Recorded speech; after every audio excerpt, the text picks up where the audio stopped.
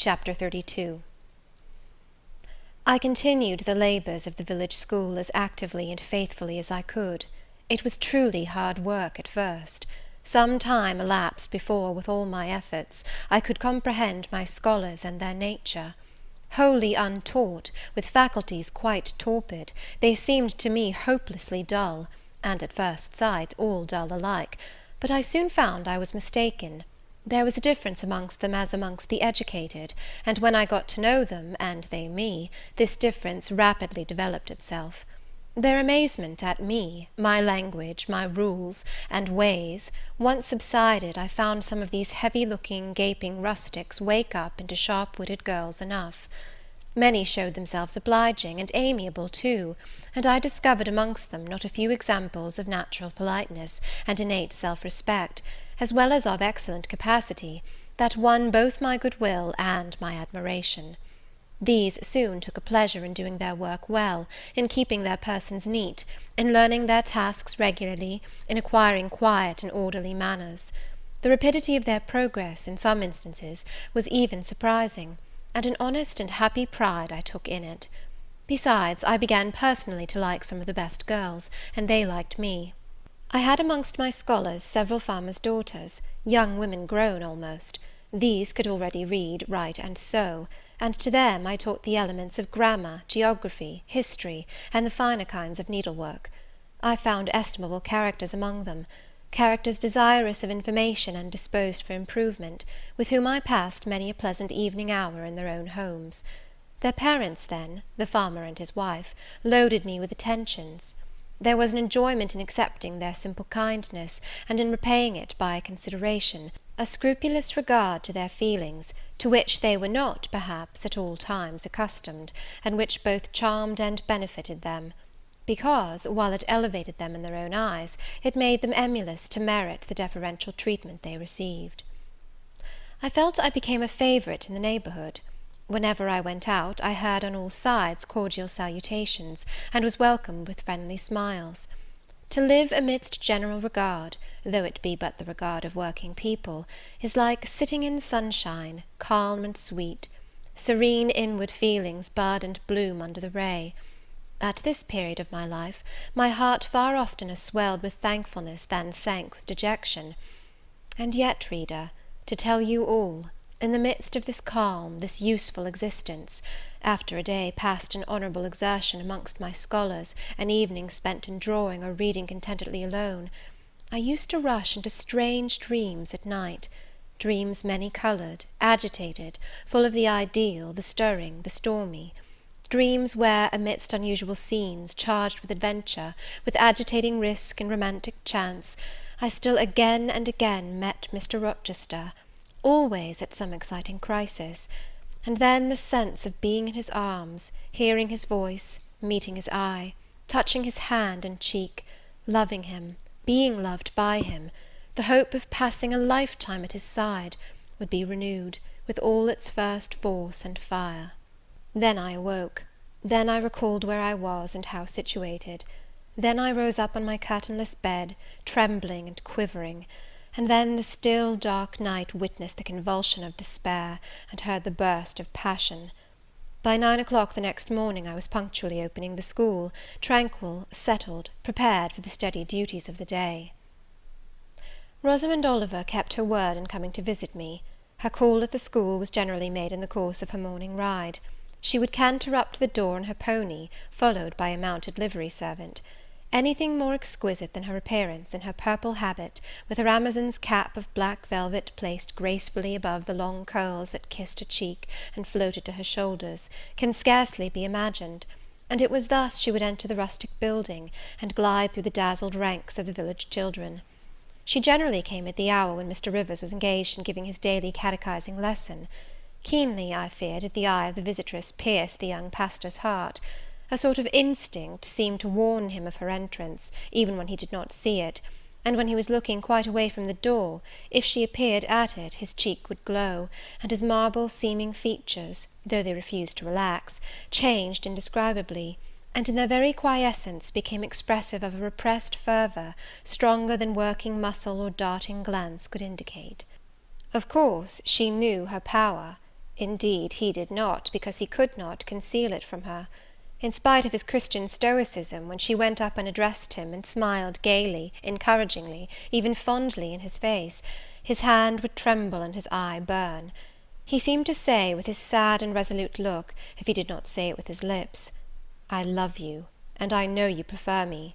It is not despair of success that keeps me dumb. If I offered my heart, I believe you would accept it. But that heart is already laid on a sacred altar, the fire is arranged round it. It will soon be no more than a sacrifice consumed." And then she would pout like a disappointed child. A pensive cloud would soften her radiant vivacity. She would withdraw her hand hastily from his, and turn in transient petulance from his aspect, at once so heroic and so martyr-like. St. John, no doubt, would have given the world to follow, recall, retain her, when she thus left him; but he would not give one chance of heaven, nor relinquished for the Elysium of her love one hope of the true eternal paradise. Besides, he could not bind all that he had in his nature, the rover, the aspirant, the poet, the priest, in the limits of a single passion. He could not, he would not, renounce his wild field of mission warfare for the parlours and the peace of Vale Hall. I learnt so much from himself in an inroad I once, despite his reserve, had the daring to make on his confidence. Miss Oliver already honoured me with frequent visits to my cottage. I had learnt her whole character, which was without mystery or disguise. She was coquettish, but not heartless; exacting, but not worthlessly selfish. She had been indulged from her birth, but was not absolutely spoiled. She was hasty, but good humoured; vain, she could not help it, when every glance in the class showed her such a flush of loveliness, but not affected; liberal-handed, innocent of the pride of wealth, ingenuous, sufficiently intelligent, gay, lively, and unthinking. She was very charming, in short, even to a cool observer of her own sex like me; but she was not profoundly interesting or thoroughly impressive. A very different sort of mind was hers from that, for instance, of the sisters of St. John. Still, I liked her almost as much as I liked my pupil Adele, except that, for a child whom we have watched over and taught, a closer affection is engendered than we can give an equally attractive adult acquaintance. She had taken an amiable caprice to me.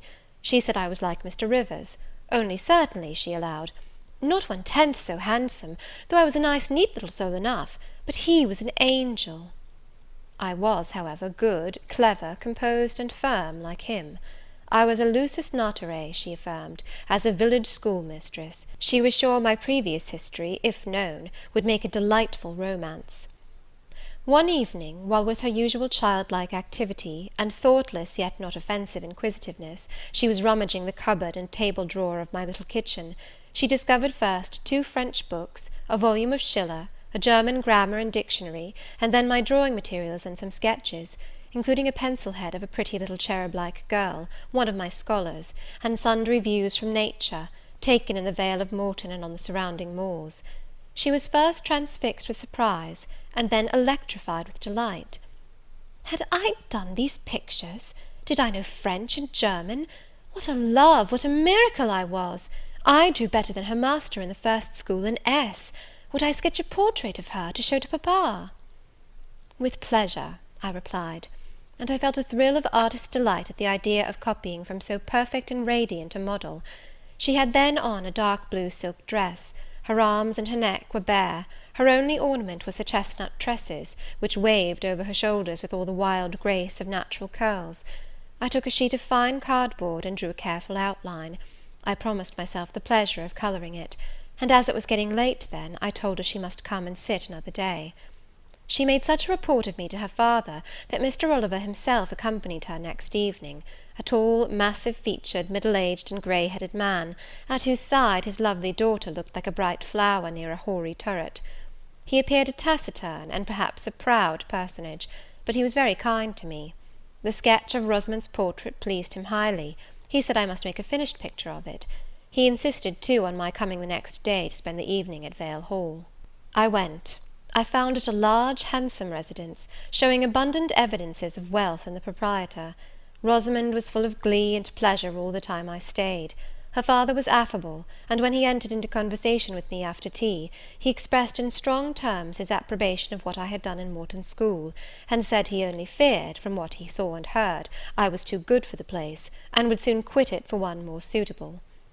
"Indeed," cried Rosamond, "she is clever enough to be a governess in a high family, papa." I thought I would far rather be where I am than in any high family in the land. Mr. Oliver spoke of Mr. Rivers, of the Rivers family, with great respect. He said it was a very old name in that neighbourhood, that the ancestors of the house were wealthy, that all Morton had once belonged to them, that even now he considered the representative of that house might, if he liked, make an alliance with the best. He accounted it a pity that so fine and talented a young man should have formed the design of going out as a missionary; it was quite throwing a valuable life away. It appeared, then, that the father would throw no obstacle in the way of Rosamond's union with St. John. Mr. Oliver evidently regarded the young clergyman's good birth, old name, and sacred profession as sufficient compensation for the want of fortune. It was the 5th of November, and a holiday. My little servant, after helping me to clean my house, was gone, well satisfied with the fee of a penny for her aid. All about me was spotless and bright, scoured floor, polished grate, and well-rubbed chairs. I had also made myself neat, and had now the afternoon before me to spend as I would. The translation of a few pages of German occupied an hour. Then I got my palette and pencils, and fell to the more soothing, because easier occupation, of completing Rosamond Oliver's miniature. The head was finished already. There was but the background to tint, and the drapery to shade off; a touch of carmine, too, to add to the ripe lips; a soft curl here and there to the tresses; a deeper tinge to the shadow of the lash under the azured eyelid. I was absorbed in the execution of these nice details, when, after one rapid tap, my door unclosed, admitting St. John Rivers. "I come to see how you are spending the holiday," he said. "Not, I hope, in thought. No, that is well. While you draw, you will not feel lonely. You see, I mistrust you still, though you have borne up wonderfully so far. I have brought you a book for evening solace." And he laid on the table a new publication, a poem, one of those genuine productions so often vouchsafed to the fortunate public of those days, the golden age of modern literature. Alas, the readers of our era are less favoured. But courage, I will not pause either to accuse or repine. I know poetry is not dead, nor genius lost, nor has Mammon gained power over either, to bind or slay. They will both assert their existence, their presence, their liberty and strength again one day. Powerful angels, safe in heaven. They smile when sordid souls triumph, and feeble ones weep over their destruction. Poetry destroyed? Genius banished? No. Mediocrity, no. Do not let envy prompt you to the thought. No, they not only live, but reign and redeem, and without their divine influence spread everywhere, you would be in hell, the hell of your own meanness. While I was eagerly glancing at the bright pages of Marmion, for Marmion it was, St. John stooped to examine my drawing. His tall figure sprang erect again with a start. He said nothing. I looked up at him. He shunned my eye. I knew his thoughts well, and could read his heart plainly. At the moment I felt calmer and cooler than he. I had then temporarily the advantage of him, and I conceived an inclination to do him some good if I could. With all his firmness and self-control, thought I, he tasks himself too far, locks every feeling and pang within, expresses, confesses, imparts nothing. I am sure it would benefit him to talk a little about this sweet Rosamond, whom he thinks he ought not to marry. I will make him talk. I said first, "Take a chair, Mr. Rivers." But he answered, as he always did, that he could not stay. "Very well," I responded mentally, "stand if you like, but you shall not go just yet, I am determined. Solitude is at least as bad for you as it is for me. I'll try if I cannot deliver the secret spring of your confidence, and find an aperture in that marble breast through which I can shed one drop of the balm of sympathy." "Is this portrait like?" I asked bluntly. "Like? Like whom? I did not observe it closely." "You did, Mr. Rivers." He almost started at my sudden and strange abruptness. He looked at me astonished. "Oh, that is nothing yet," I muttered within. "I don't mean to be baffled by a little stiffness on your part. I'm prepared to go to considerable lengths." I continued, "You observed it closely and distinctly, but I have no objection to your looking at it again." and I rose and placed it in his hand. "A well-executed picture," he said. "Very soft, clear colouring, very graceful and correct drawing." "Yes, yes, I know all that. But what of the resemblance? Who is it like?" Mastering some hesitation, he answered, "Miss Oliver, I presume?" "Of course. And now, sir, to reward you for the accurate guess, I will promise to paint you a careful and faithful duplicate of this very picture, provided you admit that the gift would be acceptable to you. I don't wish to throw away my time and trouble on an offering you would deem worthless." He continued to gaze at the picture. The longer he looked, the firmer he held it, the more he seemed to covet it. "It is like," he murmured.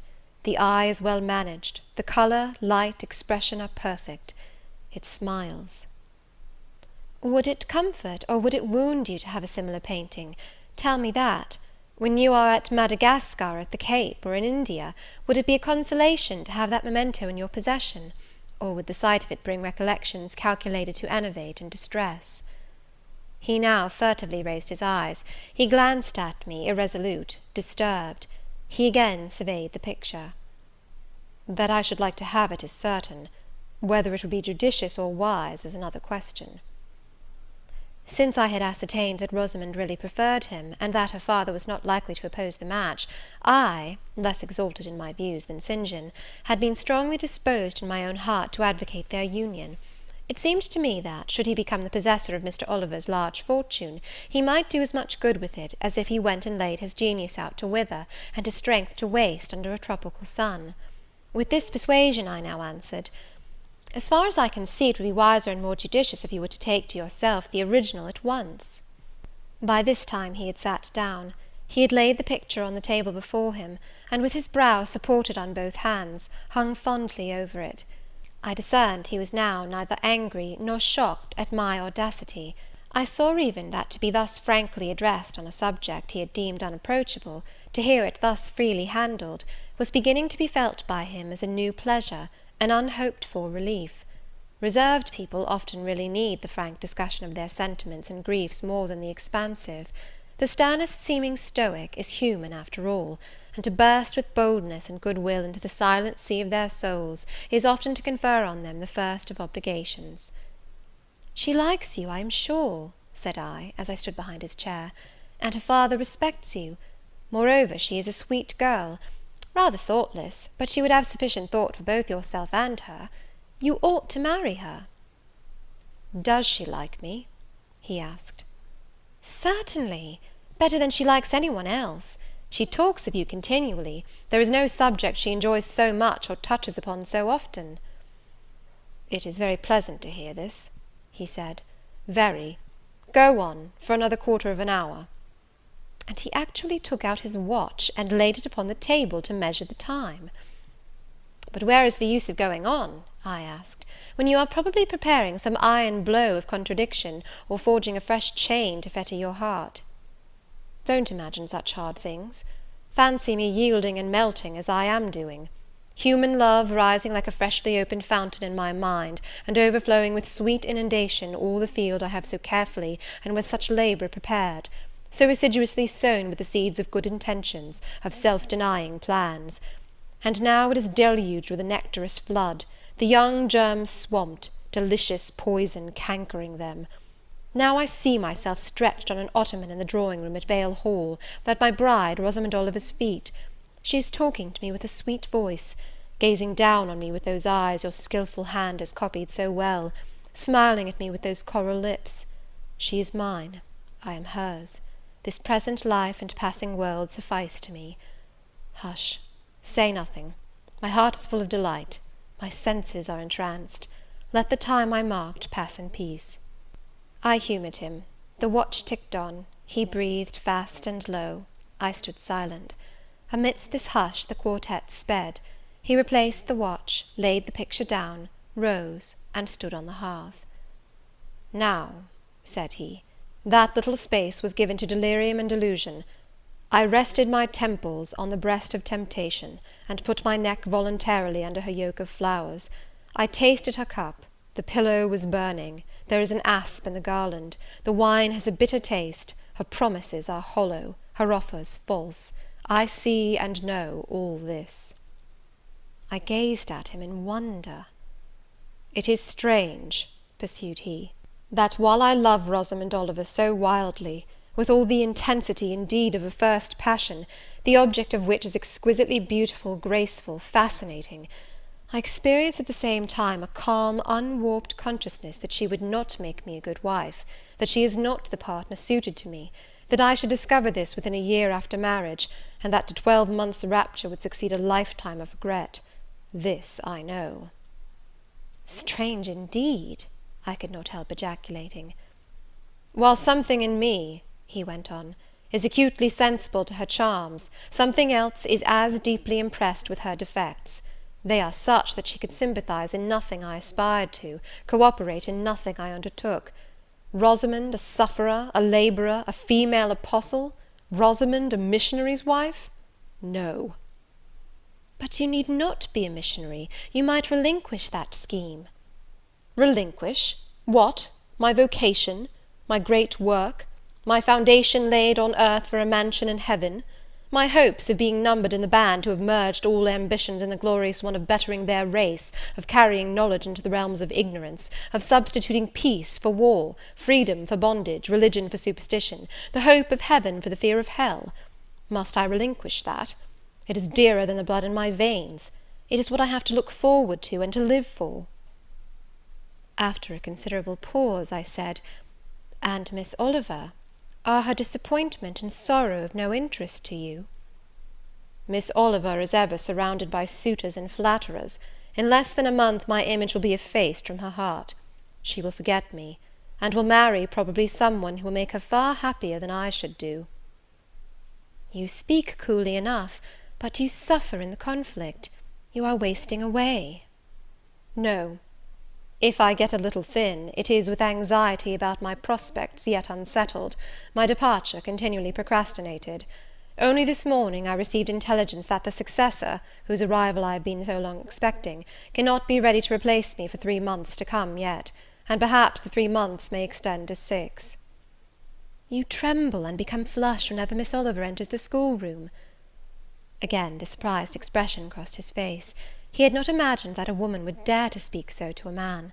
For me, I felt at home in this sort of discourse.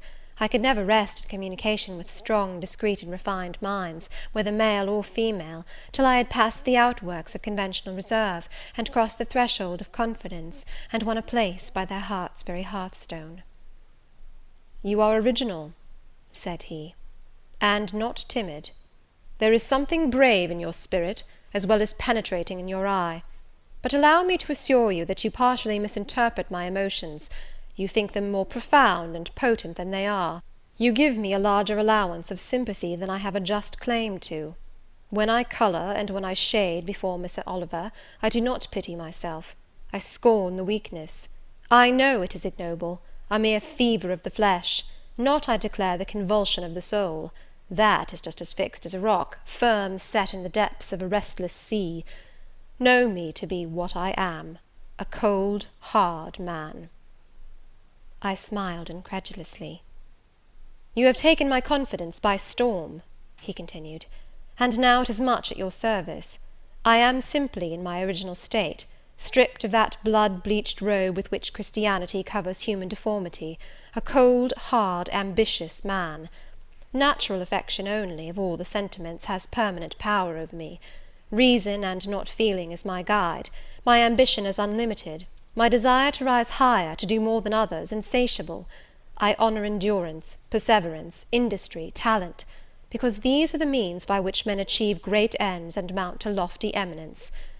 I watch your career with interest, because I consider you a specimen of a diligent, orderly, energetic woman, not because I deeply compassionate what you have gone through, or what you still suffer." "You would describe yourself as a mere pagan philosopher," I said. "No. There is this difference between me and deistic philosophers. I believe, and I believe the gospel. You missed your epithet. I am not a pagan, but a Christian philosopher, a follower of the sect of Jesus. As his disciple, I adopt his pure, his merciful, his benignant doctrines. I advocate them. I am sworn to spread them. Won in youth to religion, she has cultivated my original qualities thus: from the minute germ, natural affection, she has developed the overshadowing tree, philanthropy. From the wild, stringy root of human uprightness, she has reared a due sense of the divine justice. Of the ambition to win power and renown for my wretched self, she has formed the ambition to spread my Master's kingdom, to achieve victories for the standard of the cross. So much has religion done for me, turning the original materials to the best account, pruning and training nature. But she could not eradicate nature, nor will it be eradicated till this mortal shall put on immortality." Having said this, he took his hat, which lay on the table beside my pallet. Once more he looked at the portrait. "She is lovely," he murmured. "She is well named the rose of the world, indeed." "And may I not paint one like it for you?" "Cui bono? No." He drew over the picture the sheet of thin paper on which I was accustomed to rest my hand in painting, to prevent the cardboard from being sullied. What he suddenly saw on this blank paper, it was impossible for me to tell, but something had caught his eye. He took it up with a snatch, he looked at the edge, then shot a glance at me, inexpressibly peculiar, and quite incomprehensible, a glance that seemed to take and make note of every point in my shape, face, and dress, for it traversed all, quick, keen as lightning. His lips parted as if to speak, but he checked the coming sentence, whatever it was. "What is the matter?" I asked. "Nothing in the world," was the reply, and replacing the paper, I saw him dexterously tear a narrow slip from the margin. It disappeared in his glove, and with one hasty nod, and "Good afternoon," he vanished. "Well," I exclaimed, using an expression of the district, "that caps the globe, however." I, in my turn, scrutinized the paper, but saw nothing on it save a few dingy stains of paint where I had tried the tint in my pencil. I pondered the mystery a minute or two, but finding it insolvable, and being certain it could not be of much moment, I dismissed, and soon forgot it. Chapter XXXIII. When Mr. St. John went, it was beginning to snow. The whirling storm continued all night. The next day a keen wind brought fresh and blinding falls. By twilight the valley was drifted up and almost impassable. I had closed my shutter, laid a mat to the door to prevent the snow from blowing in under it, trimmed my fire, and after sitting nearly an hour on the hearth listening to the muffled fury of the tempest, I lit a candle, took down Marmion, and beginning, "They set on Norham's castled steep, and Tweed's fair river broad and deep, and Cheviot's mountains lone, the massive towers the dungeon keep, the flanking walls that round them sweep, in yellow lustre shone." I soon forgot storm in music. I heard a noise. The wind, I thought, shook the door. No, it was St. John Rivers, who, lifting the latch, came in out of the frozen hurricane, the howling darkness, and stood before me, the cloak that covered his tall figure all white as a glacier. I was almost in consternation, so little had I expected any guest from the blocked-up vale that night. "Any ill news?" I demanded. "Has anything happened?" "No. How very easily alarmed you are," he answered, removing his cloak and hanging it up against the door, towards which he again coolly pushed the mat which his entrance had deranged. He stamped the snow from his boots. "I shall sully the purity of your floor," said he, "but you must excuse me for once." Then he approached the fire. "I have had hard work to get here, I assure you," he observed, as he warmed his hands over the flame. "One drift took me up to the waist. Happily the snow is quite soft yet." "But why are you come?" I could not forbear saying. "Rather an inhospitable question to put to a visitor, but since you ask it, I answer simply to have a little talk with you. I got tired of my mute books and empty rooms. Besides, since yesterday I have experienced the excitement of a person to whom a tale has been half told, and who is impatient to hear the sequel." He sat down. I recalled his singular conduct of yesterday, and really I began to fear his wits were touched. If he were insane, however, this was a very cool and collected insanity. I had never seen that handsome-featured face of his look more like chiselled marble than it did just now, as he put aside his snow-wet hair from his forehead, and let the firelight shine free on his pale brow and cheek as pale, where it grieved me to discover the hollow trace of care or sorrow now so plainly graved. I waited, expecting he would say something I could at least comprehend, but his hand was now at his chin, his finger on his lip. He was thinking. It struck me that his hand looked wasted like his face. A perhaps uncalled-for gush of pity came over my heart. I was moved to say, "I wish Diana or Mary would come and live with you. It is too bad that you should be quite alone, and you are recklessly rash about your own health." "Not at all," said he. "I care for myself when necessary. I am well now. What do you see amiss in me?" This was said with a careless, abstracted indifference, which showed that my solicitude was, at least in his opinion, wholly superfluous. I was silenced. He still slowly moved his finger over his upper lip, and still his eye dwelt dreamily on the glowing grate. Thinking it urgent to say something, I asked him presently if he felt any cold draught from the door which was behind him. "No, no," he responded, shortly and somewhat testily. "Well," I reflected, "if you won't talk, you may be still. I'll let you alone now, and return to my book." So I snuffed the candle and resumed the perusal of Marmion. He soon stirred. My eye was instantly drawn to his movements. He only took out a morocco pocket-book, thence produced a letter, which he read in silence, folded it, put it back, relapsed into meditation. It was vain to try to read with such an inscrutable fixture before me, nor could I, in impatience, consent to be dumb. He might rebuff me if he liked, but talk I would. "Have you heard from Diana and Mary lately?" "Not since the letter I showed you a week ago." "There has not been any change made about your own arrangements? You will not be summoned to leave England sooner than you expected?" "I fear not, indeed. Such chance is too good to befall me." Baffled so far, I changed my ground. I bethought myself to talk about the school and my scholars. "Mary Garrett's mother is better, and Mary came back to school this morning, and I shall have 4 new girls next week from the Foundry Close. They would have come to-day but for the snow." "Indeed?" "Mr. Oliver pays for 2. "Does he?" "He means to give the whole school a treat at Christmas." "I know." "Was it your suggestion?" "No." "Whose, then?" "His daughter's, I think." "It is like her. She is so good-natured." "Yes." Again came the blank of a pause. The clock struck 8 strokes. It aroused him. He uncrossed his legs, sat erect, and turned to me. "Leave your book a moment, and come a little nearer the fire," he said. Wondering, and of my wonder finding no end, I complied. "Half an hour ago," he pursued, "I spoke of my impatience to hear the sequel of a tale. On reflection, I find the matter will be better managed by my assuming the narrator's part, and converting you into a listener. Before commencing, it is but fair to warn you that the story will sound somewhat hackneyed in your ears, but stale details often regain a degree of freshness when they pass through new lips. For the rest, whether trite or novel, it is short. 20 years ago, a poor curate, never mind his name at the moment, fell in love with a rich man's daughter. She fell in love with him, and married him, against the advice of all her friends, who consequently disowned her immediately after the wedding. Before 2 years passed, the rash pair were both dead, and laid quietly side by side under one slab. I have seen their grave. It formed part of the pavement of a huge churchyard surrounding the grim, soot-blacked old cathedral of an overgrown manufacturing town in Blankshire. They left a daughter, which, at its very birth, Charity received in her lap, cold as that of the snowdrift I almost stuck fast in to-night.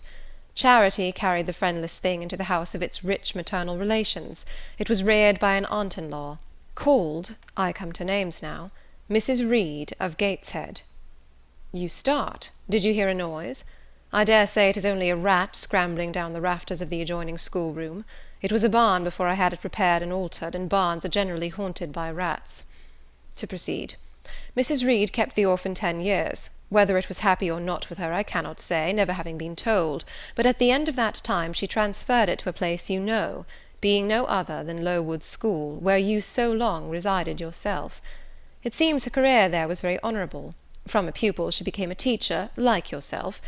Really, it strikes me there are parallel points in her history and yours.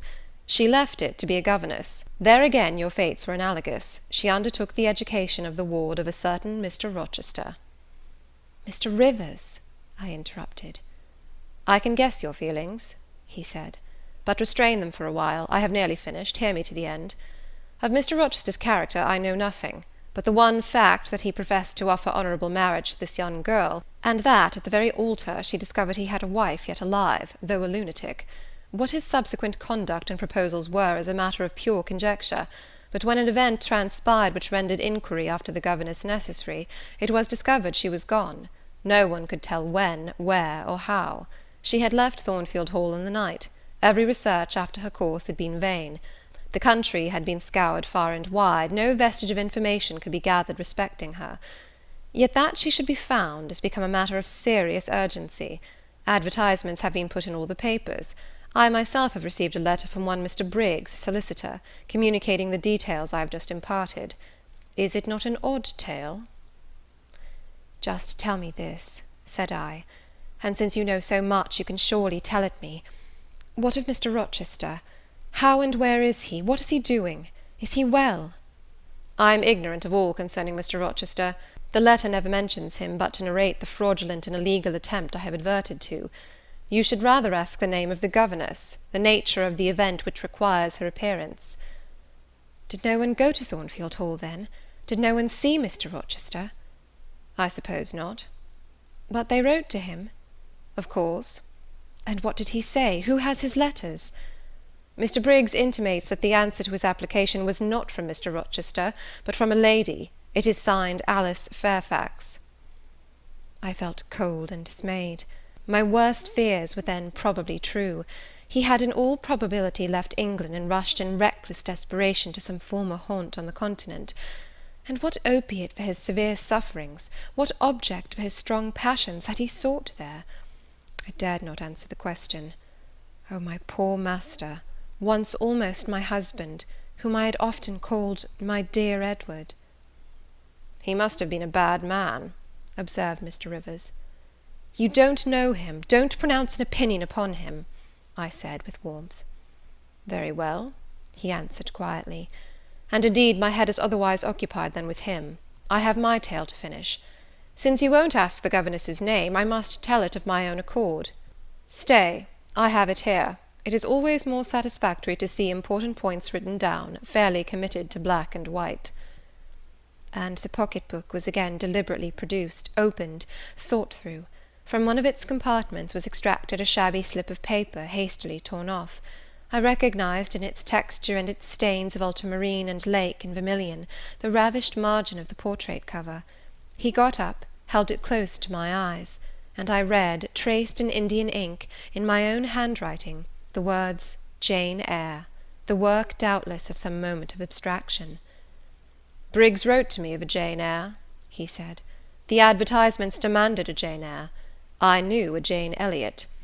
I confess I had my suspicions, but it was only yesterday afternoon they were at once resolved into certainty. You own the name and renounce the alias?"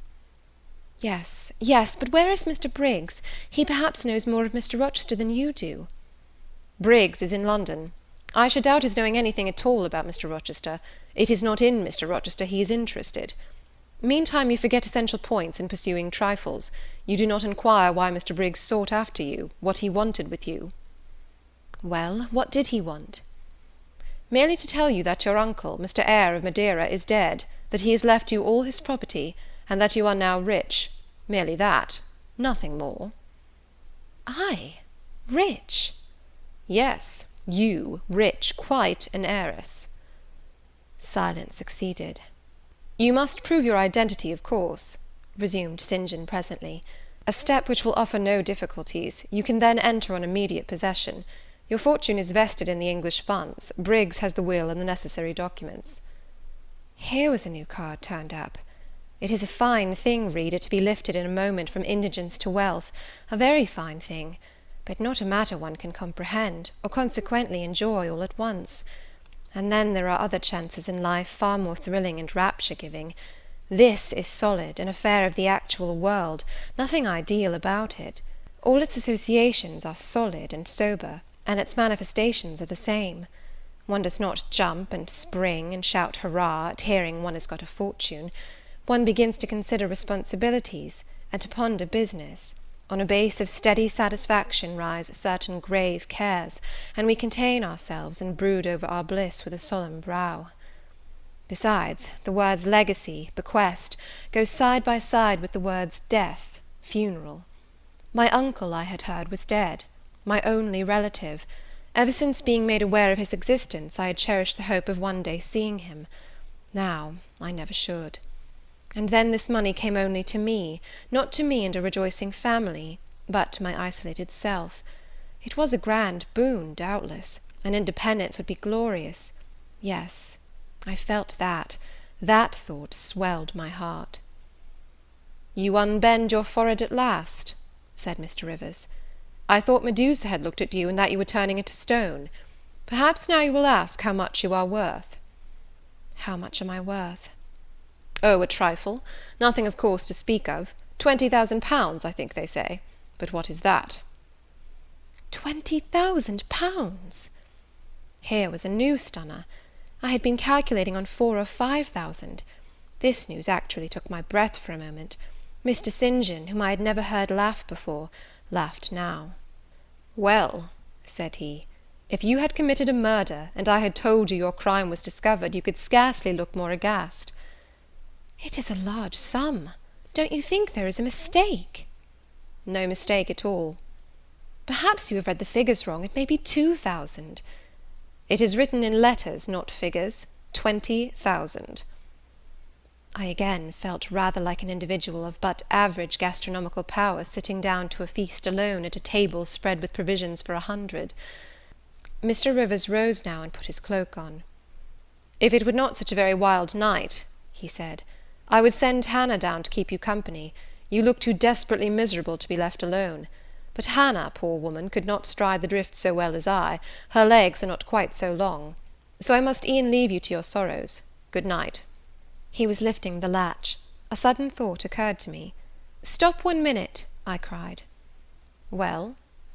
"It puzzles me to know why Mr. Briggs wrote to you about me, or how he knew you, or could fancy that you, living in such an out-of-the-way place, had the power to aid in my discovery." "Oh, I'm a clergyman," he said, "and the clergy are often appealed to about odd matters." Again the latch rattled. "No, that does not satisfy me," I exclaimed; and indeed there was something in the hasty and unexplanatory reply which, instead of allaying, piqued my curiosity more than ever. "It is a very strange piece of business," I added. "I must know more about it." "Another time." "No, tonight, tonight." And as he turned from the door, I placed myself between it and him. He looked rather embarrassed.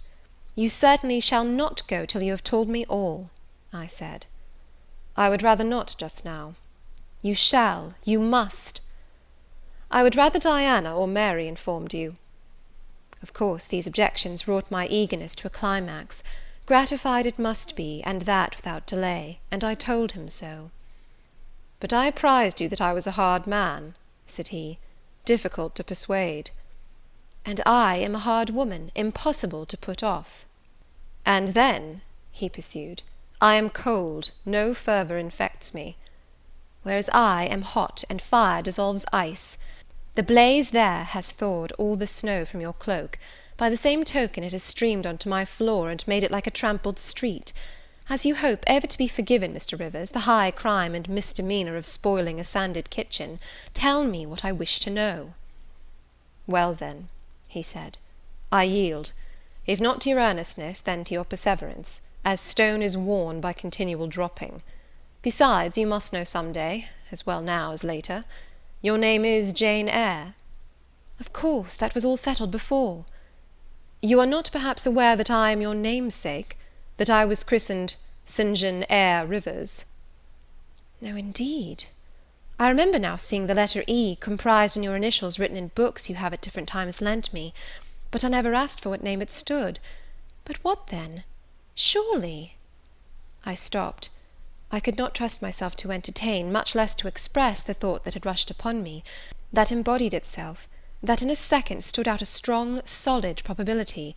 Circumstances knit themselves, fitted themselves, shot into order, The chain that had been lying hitherto a formless lump of links was drawn out straight, every ring was perfect, the connection complete. I knew by instinct how the matter stood, before St. John had said another word, but I cannot expect the reader to have the same intuitive perception, so I must repeat his explanation. My mother's name was Eyre. She had 2 brothers, one a clergyman who married Miss Jane Reed of Gateshead, the other John Eyre, Esquire, merchant late of Funchal, Madeira. Mr. Briggs, being Mr. Eyre's solicitor, wrote to us last August to inform us of our uncle's death, and to say that he had left his property to his brother, the clergyman's orphaned daughter, overlooking us, in consequence of a quarrel never forgiven between him and my father. He wrote again a few weeks since, to intimate that the heiress was lost, and asking if we knew anything of her. A name, casually written on a slip of paper, has enabled me to find her out. You know the rest. Again he was going, but I set my back against the door. "Do let me speak," I said. "Let me have one moment to draw breath and reflect." I paused. He stood before me, hat in hand, looking composed enough. I resumed. "Your mother was my father's sister?" "Yes." "My aunt, consequently?" He bowed. "My Uncle John was your Uncle John? You, Diana, and Mary are his sister's children, as I am his brother's child?" "Undeniably." "You 3, then, are my cousins. Half our blood on each side flows from the same source." "We are cousins, yes." I surveyed him. It seemed I had found a brother, one I could be proud of, one I could love, and 2 sisters, whose qualities were such that, when I knew them but as mere strangers, they had inspired me with genuine affection and admiration. The 2 girls, on whom, kneeling down on the wet ground, and looking through the low latticed window of Moor House kitchen, I had gazed with so bitter a mixture of interest and despair, were my near kinswomen, and the young and stately gentleman who had found me almost dying at his threshold was my blood relation. Glorious discovery to a lonely wretch! This was wealth indeed, wealth to the heart, a mine of pure genial affections. This was a blessing, bright, vivid, and exhilarating, not like the ponderous gift of gold, rich and welcome enough in its way, but sobering from its weight. I now clapped my hands in sudden joy, my pulse bounded, my veins thrilled. "Oh, I am glad, I am glad!" I exclaimed. St. John smiled. "Did I not say you neglected essential points to pursue trifles?" he asked. "You were serious when I told you had got a fortune, and now, for a matter of no moment, you are excited." "What can you mean? It may be of no moment to you. You have sisters and don't care for a cousin. But I had nobody, and now 3 relations, or 2 if you don't choose to be counted, are born into my world full grown. I say again, I am glad." I walked fast through the room. I stopped, half suffocated with the thoughts that rose faster than I could conceive, comprehend, settle them. Thoughts of what might, could, would, and should be, and that ere long. I looked at the blank wall. It seemed a sky thick with ascending stars. Every one lit me to a purpose or delight. Those who had saved my life, whom, till this hour, I had loved barrenly, I could now benefit. They were under a yoke, I could free them. They were scattered, I could reunite them. The independence, the affluence which was mine, might be theirs too. Were we not 4? 20,000 shared equally would be 5,000 each. Justice, enough and to spare, justice would be done, mutual happiness secured. Now the wealth did not weigh on me, now it was not mere bequest of coin, it was a legacy of life, hope, enjoyment. How I looked while these ideas were taking my spirit by storm, I cannot tell, but I perceived soon that Mr. Rivers had placed a chair behind me, and was gently attempting to make me sit down on it. He also advised me to be composed. I scorned the insinuation of helplessness and distraction, shook off his hand, and began to walk about again. "Write to Diana and Mary to-morrow," I said, "and tell them to come home directly. Diana said they would both consider themselves rich with £1,000, so with 5,000 they will do very well." "Tell me where I can get you a glass of water," said St. John. "You really must make an effort to tranquillize your feelings." "Nonsense! And what sort of an effect will the bequest have on you? Will it keep you in England, induce you to marry Miss Oliver, and settle down like an ordinary mortal?" "You wonder," Your head becomes confused. I have been too abrupt in communicating the news. It has excited you beyond your strength." "Mr. Rivers, you quite put me out of patience. I am rational enough. It is you who misunderstand, or rather who affect to misunderstand." "Perhaps if you explained yourself a little more fully, I should comprehend better." "Explain? What is there to explain? You cannot fail to see that £20,000, the sum in question, divided equally between the nephew and 3 nieces of our uncle, will give 5,000 to each. What I want is, that you should write to your sisters and tell them of the fortune that has accrued to them. To you, you mean." "I have intimated my view of the case. I am incapable of taking any other. I am not brutally selfish, blindly unjust, or fiendishly ungrateful. Besides, I am resolved I will have a home and connections. I like Moor House, and I will live at Moor House. I like Diana and Mary, and I will attach myself for life to Diana and Mary. It would please and benefit me to have £5,000. It would torment and oppress me to have 20,000, which, moreover, could never be mine in justice, though it might be in law. I abandon to you, then, what is absolutely superfluous to me. Let there be no opposition and no discussion about it. Let us agree amongst each other, and decide the point at once." "This is acting on first impulses. You must take days to consider such a matter, ere your word can be regarded as valid." "Oh, if all you doubt is my sincerity, I am easy. You see the justice of the case." "I do see a certain justice, but it is contrary to all custom. Besides, the entire fortune is your right. My uncle gained it by his own efforts. He was free to leave it to whom he would. He left it to you. After all, justice permits you to keep it. You may, with a clear conscience, consider it absolutely your own." "With me," said I, "it is fully as much a matter of feeling as of conscience.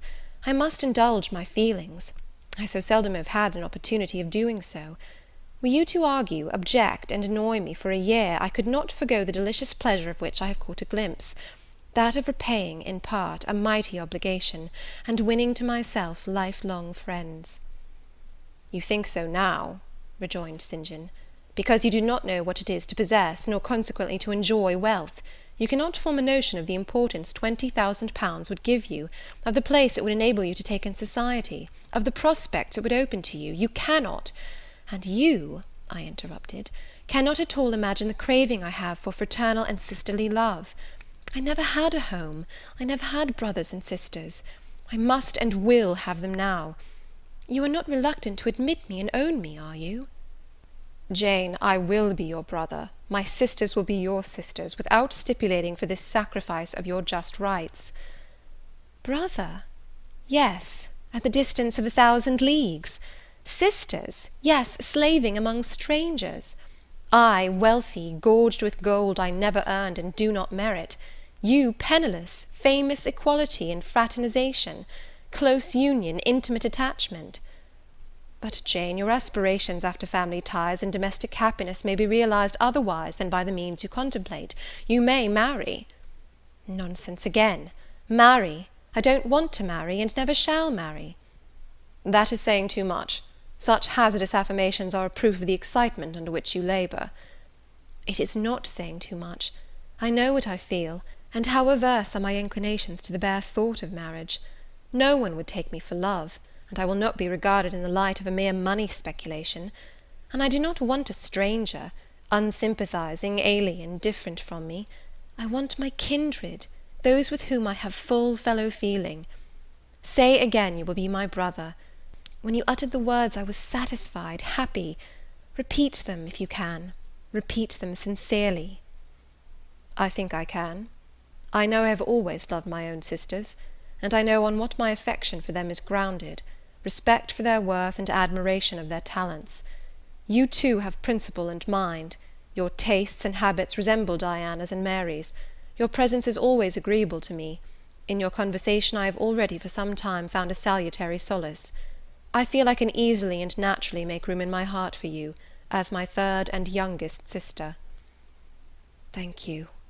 That contents me for tonight. Now you had better go, for if you stay longer you will perhaps irritate me afresh by some mistrustful scruple." "And the school, Miss Eyre? It must now be shut up, I suppose?" "No, I will retain my post of mistress till you get a substitute." He smiled approbation. We shook hands, and he took leave. I need not narrate in detail the further struggles I had, and arguments I used, to get matters regarding the legacy settled as I wished. My task was a very hard one, but as I was absolutely resolved, as my cousins saw at length that my mind was really and immutably fixed on making a just division of the property, as they must in their own hearts have felt the equity of the intention, and must besides have been innately conscious that in my place they would have done precisely what I wished to do, they yielded at length so far as to consent to put the affair to arbitration. The judges chosen were Mr. Oliver and an able lawyer. Both coincided in my opinion. I carried my point. The instruments of transfer were drawn out. St. John, Diana, Mary, and I, each became possessed of a competency. Chapter 34. It was near Christmas by the time all was settled. The season of general holiday approached. I now closed Morton School, taking care that the parting should not be barren on my side. Good fortune opens the hand as well as the heart wonderfully, and to give somewhat when we have largely received is but to afford a vent to the unusual ebullition of the sensations. I had long felt with pleasure that many of my rustic scholars liked me, and when we parted, that consciousness was confirmed. They manifested their affection plainly and strongly. Deep was my gratification to find I had really a place in their unsophisticated hearts. I promised them that never a week should pass in future that I did not visit them, and give them an hour's teaching in their school. Mr. Rivers came up, as, having seen the classes, now numbering 60 girls, file out before me, and locked the door, I stood with the key in my hand, exchanging a few words of special farewell with some half-dozen of my best scholars, as decent, respectable, modest, and well-informed young women as could be found in the ranks of the British peasantry. And that is saying a great deal, for after all the British peasantry are the best taught, best mannered, most self-respecting of any in Europe. Since those days I have seen paysans and bouwerinnen, and the best of them seemed to me ignorant, coarse, and besotted, compared with my Morton girls. "Do you consider you have got your reward for a season of exertion?" asked Mr. Rivers when they were gone. "Does not the consciousness of having done some real good in your day and generation give pleasure?" "Doubtless." "And you have only toiled a few months. Would not a life devoted to the task of regenerating your race be well spent?" "Yes," I said, "but I could not go on so for ever. I want to enjoy my own faculties as well as to cultivate those of other people. I must enjoy them now. Don't recall either my mind or body to the school. I am out of it, and disposed for full holiday." He looked grave. "What now? What sudden eagerness is this you evince? What are you going to do?" "To be active as I can. And first I must beg you to set Hannah at liberty, and get somebody else to wait on you." "Do you want her?" "Yes, to go with me to Moor House. Diana and Mary will be at home in a week, and I want to have everything in order against their arrival." "I understand. I thought you were for flying off on some excursion. It is better so. Hannah will go with you." "Tell her to be ready by to-morrow, then, and here is the schoolroom key. I will give you the key of my cottage in the morning." He took it. "You give it up very gleefully," said he. "I don't quite understand your light-heartedness, because I cannot tell what employment you propose to yourself as a substitute for the one you are relinquishing. What aim, what purpose, what ambition in life have you now?" "My first aim will be to clean down. Do you comprehend the full force of the expression? To clean down Moor House from chamber to cellar. My next, to rub it up with beeswax, oil, and an indefinite number of cloths, till it glitters again. My third, to arrange every chair, table, bed, carpet, with mathematical precision. Afterwards I shall go near to ruin you in coals and peat to keep up good fires in every room. And lastly, the 2 days preceding that on which your sisters are expected will be devoted by Hannah and me to such a beating of eggs, sorting of currants, grating of spices, compounding of Christmas cakes, chopping up of materials for mince pies, and solemnizing of other culinary rites, as words can convey but an inadequate notion of to the uninitiated like you. My purpose, in short, is to have all things in an absolutely perfect state of readiness for Diana and Mary before next Thursday, and my ambition is to give them a beau ideal of a welcome when they come." St. John smiled slightly. Still he was dissatisfied. "It is all very well for the present," said he, "but seriously, I trust that when the first flush of vivacity is over, you will look a little higher than domestic endearments and household joys." "The best things the world has," I interrupted. "No, Jane, no. This world is not the scene of fruition; do not attempt to make it so; nor of rest, do not turn slothful." "I mean, on the contrary, to be busy." "Jane, I excuse you for the present. 2 months' grace I allow you for the full enjoyment of your new position, and for pleasing yourself with this late found charm of relationship; but then I hope you'll begin to look beyond Moor House and Morton, and sisterly society, than the selfish calm and sensual comfort of a civilized affluence. I hope your energies will then once more trouble you with their strength." I looked at him with surprise. "St. John," I said, "I think you are almost wicked to talk so. I am disposed to be as content as a queen, and you try to stir me up to restlessness. To what end?" "To the end of turning to profit the talents which God has committed to your keeping, and of which he will surely one day demand a strict account.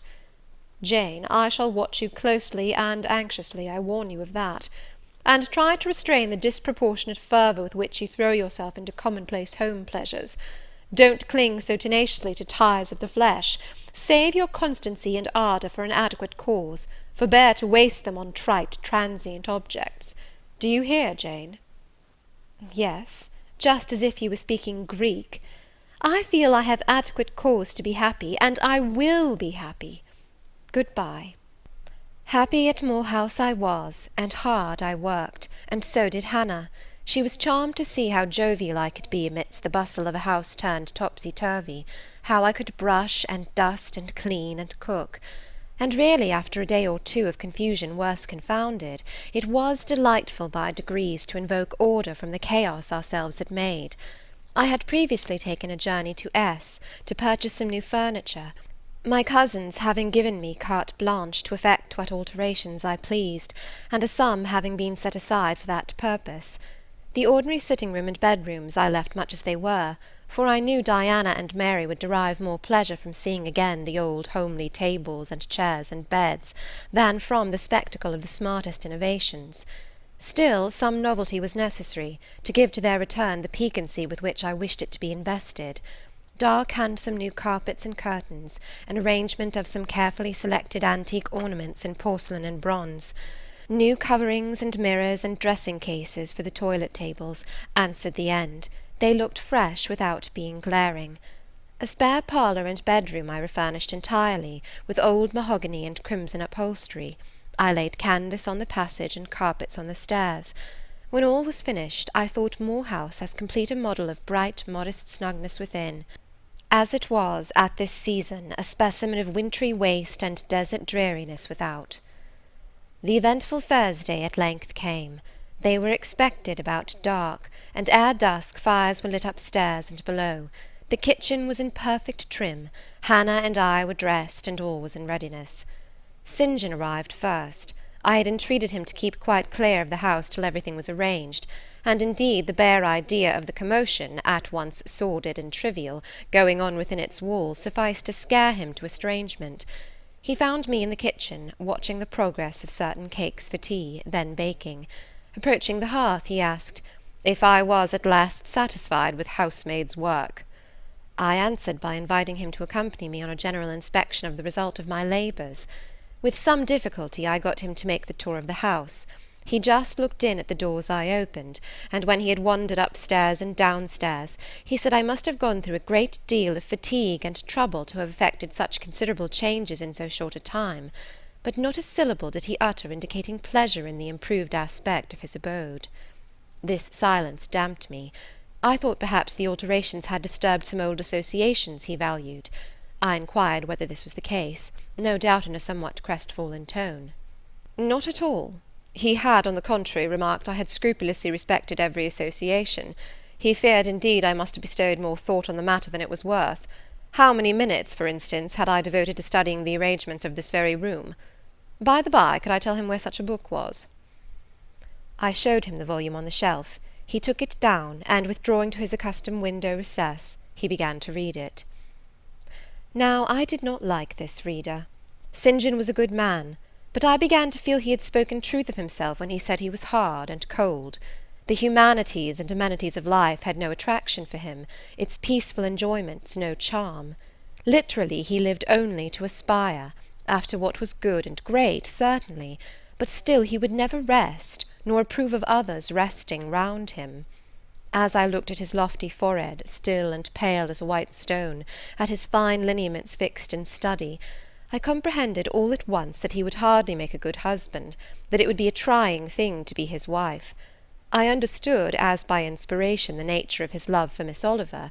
I agreed with him that it was but a love of the senses. I comprehended how he should despise himself for the feverish influence it exercised over him, how he should wish to stifle and destroy it, how he should mistrust its ever conducting permanently to his happiness or hers. I saw he was of the material from which nature hews her heroes, Christian and pagan, her lawgivers, her statesmen, her conquerors, a steadfast bulwark for great interests to rest upon, but at the fireside too often a cold, cumbrous column, gloomy and out of place. This parlour is not his sphere, I reflected. The Himalayan ridge or Caffrey bush, even the plague-cursed Guinea coast swamp would suit him better. Well may he eschew the calm of domestic life, it is not his element. There his faculties stagnate, they cannot develop or appear to advantage. It is in scenes of strife and danger, where courage is proved, and energy exercised, and fortitude tasked, that he will speak and move, the leader and superior. A merry child would have the advantage of him on this hearth. He is right to choose a missionary's career. I see it now. "They are coming! They are coming!" cried Hannah, throwing open the parlour door. At the same moment old Carlo barked joyfully. Out I ran. It was now dark, but a rumbling of wheels was audible. Hannah soon had a lantern lit. The vehicle had stopped at the wicket. The driver opened the door. First one well-known form, then another stepped out.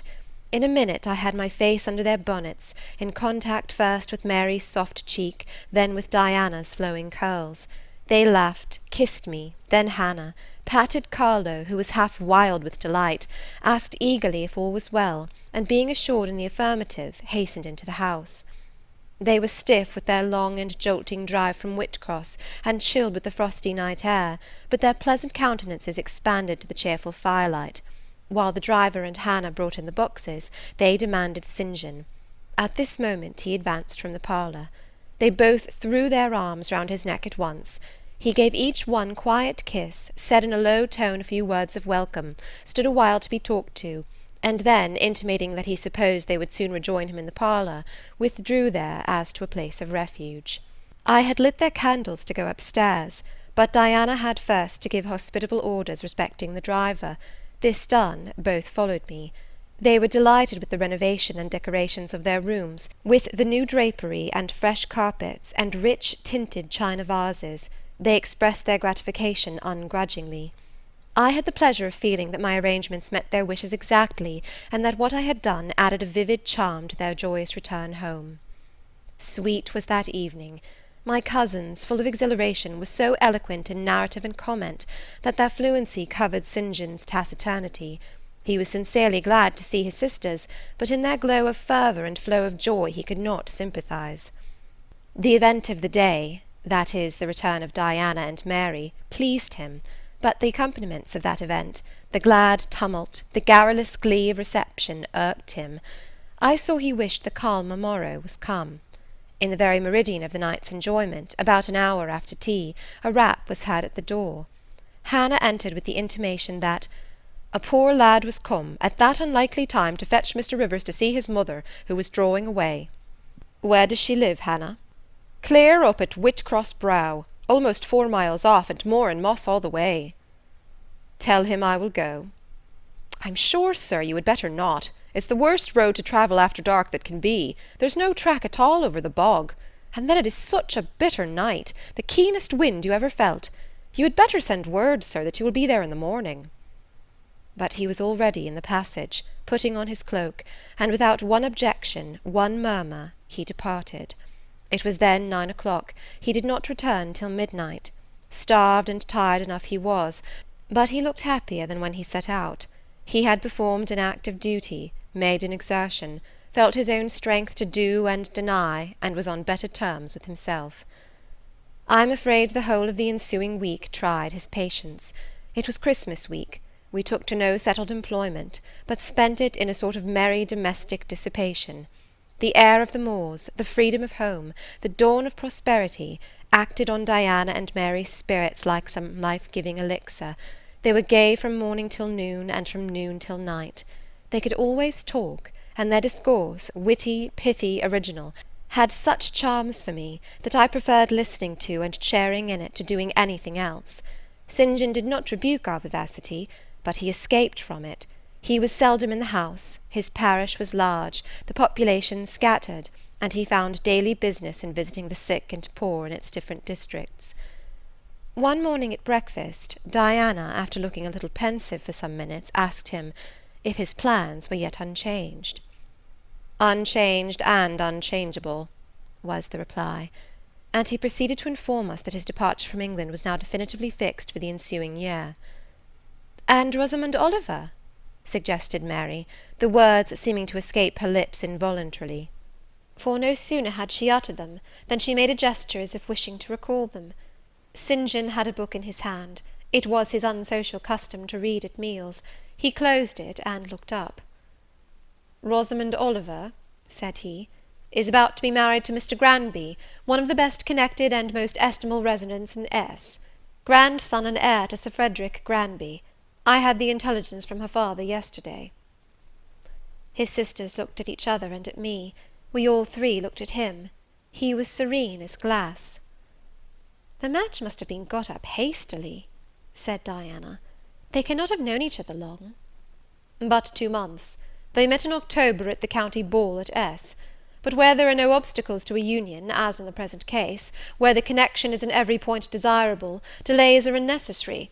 They will be married as soon as S. Place, which Sir Frederick gives up to them, can be refitted for their reception."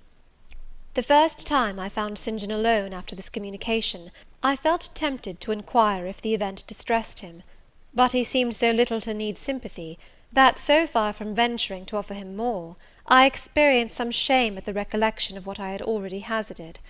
Besides, I was out of practice in talking to him. His reserve was again frozen over, and my frankness was congealed beneath it. He had not kept his promise of treating me like his sisters. He continually made little chilling differences between us, which did not at all tend to the development of cordiality. In short, now that I was acknowledged his kinswoman, and lived under the same roof with him, I felt the distance between us to be far greater than when he had known me only as the village schoolmistress. When I remembered how far I had once been admitted to his confidence, I could hardly comprehend his present frigidity. Such being the case, I felt not a little surprised when he raised his head suddenly from the desk over which he was stooping, and said, "You see, Jane, the battle is fought, and the victory won." Startled at being thus addressed, I did not immediately reply. After a moment's hesitation, I answered, "But are you sure you are not in the position of those conquerors whose triumphs have cost them too dear? Would not such another ruin you?" "I think not; and if I were, it does not much signify. I shall never be called upon to contend for such another. The event of the conflict is decisive. My way is now clear. I thank God for it." So saying, he returned to his papers and his silence. As our mutual happiness, i.e. Diana's, Mary's, and mine, settled into a quieter character, and we resumed our usual habits and regular studies, St. John stayed more at home. He sat with us in the same room, sometimes for hours together. While Mary drew, Diana pursued a course of encyclopedic reading she had, to my awe and amazement, undertaken, and I fagged away at German. He pondered a mystic lore of his own, that of some Eastern tongue, the acquisition of which he thought necessary to his plans. Thus engaged, he appeared, sitting in his own recess, quiet and absorbed enough; but that blue eye of his had a habit of leaving the outlandish-looking grammar, and wandering over, and sometimes fixing upon us, his fellow students, with a curious intensity of observation. If caught, it would be instantly withdrawn, yet ever and anon it returned searchingly to our table. I wondered what it meant. I wondered, too, at the punctual satisfaction he never failed to exhibit on an occasion that seemed to me of small moment, namely, my weekly visit to Morton School; and still more was I puzzled, when, if the day was unfavourable, if there was snow, or rain, or high wind, and his sisters urged me not to go, he would invariably make light of their solicitude, and encourage me to accomplish the task without regard to the elements. "Jane is not such a weakling as you would make her," he would say. "She can bear a mountain blast, or a shower, or a few flakes of snow, as well as any of us. Her constitution is both sound and elastic, better calculated to endure variations of climate than many more robust." And when I returned, sometimes a good deal tired, and not a little weather beaten, I never dared complain, because I saw that to murmur would be to vex him. On all occasions fortitude pleased him; the reverse was a special annoyance. One afternoon, however, I got leave to stay at home, because I really had a cold. His sisters were gone to Morton in my stead. I sat reading Schiller, he deciphering his crabbed oriental scrolls. As I exchanged a translation for an exercise, I happened to look his way. There I found myself under the influence of the ever-watchful blue eye. How long it had been searching me through, and over, I cannot tell. So keen was it, and yet so cold, I felt for the moment superstitious, as if I was sitting in the room with something uncanny. "Jane, what are you doing?" "Learning German." "I want you to give up German, and learn Hindostani." "You are not in earnest?" "In such earnest that I must have it so, and I will tell you why." He then went on to explain that Hindostani was the language he was himself at present studying; that as he advanced he was apt to forget the commencement; that it would assist him greatly to have a pupil with whom he might again and again go over the elements, and so fix them thoroughly in his mind, that his choice had hovered for some time between me and his sisters; but that he had fixed on me because he saw I could sit at the task the longest of the three. Would I do him this favour? I should not, perhaps, have to make the sacrifice long, as it wanted now barely 3 months to his departure. St. John was not a man to be lightly refused. You felt that every impression made on him, either for pain or pleasure, was deep graved and permanent. I consented. When Diana and Mary returned, the former found her scholar transferred from her to her brother. She laughed, and both she and Mary agreed that St. John should never have persuaded them to such a step. He answered quietly, "I know it." I found him a very patient, very forbearing, and yet an exacting master. He expected me to do a great deal, and when I fulfilled his expectations, he in his own way fully testified his approbation. By degrees he acquired a certain influence over me that took away my liberty of mind. His praise and notice were more restraining than his indifference. I could no longer talk or laugh freely when he was by, because a tiresomely importunate instinct reminded me that vivacity, at least in me, was distasteful to him. I was so fully aware that only serious moods and occupations were acceptable, that in his presence every effort to sustain or follow any other became vain. I fell under a freezing spell. When he said go, I went; come, I came; do this, I did it. But I did not love my servitude. I wished, many a time, he had continued to neglect me. One evening, when at bedtime his sisters and I stood round him, bidding him good night, he kissed each of them as was his custom, and as was equally his custom, he gave me his hand. Diana, who chanced to be in a frolicsome humour, she was not painfully controlled by his will, for hers in another way was as strong, exclaimed, "St. John, you used to call Jane your third sister, but you don't treat her as such. You should kiss her too." She pushed me towards him. I thought Diana very provoking, and felt uncomfortably confused; and while I was thus thinking and feeling, St. John bent his head. His Greek face was brought to a level with mine, his eyes questioned my eyes piercingly. He kissed me. There are no such things as marble kisses or ice kisses, or I should say my ecclesiastical cousin's salute belonged to one of these classes; but there may be experiment kisses, and his was an experiment kiss. When given, he viewed me to learn the result. It was not striking. I am sure I did not blush. Perhaps I might have turned a little pale, for I felt as if this kiss were a seal affixed to my fetters. He never omitted the ceremony afterwards, and the gravity and quiescence with which I underwent it seemed to invest it for him with a certain charm. As for me, I daily wished more to please him; but to do so, I felt daily more and more that I must disown half my nature, stifle half my faculties, wrest my tastes from their original bent, force myself to the adoption of pursuits for which I had no natural vocation. He wanted to train me to an elevation I could never reach; it racked me hourly to aspire to the standard he uplifted.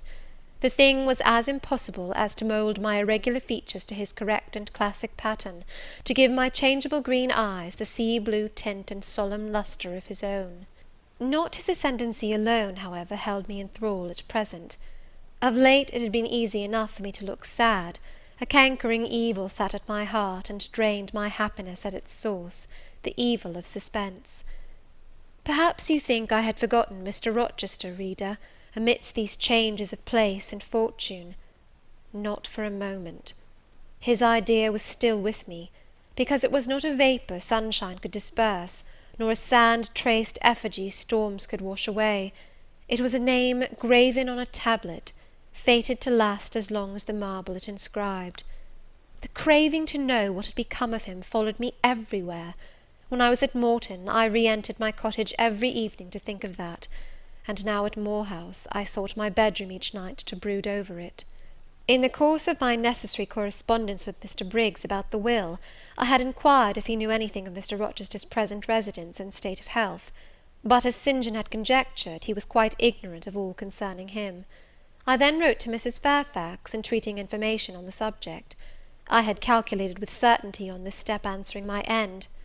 I felt sure it would elicit an early answer.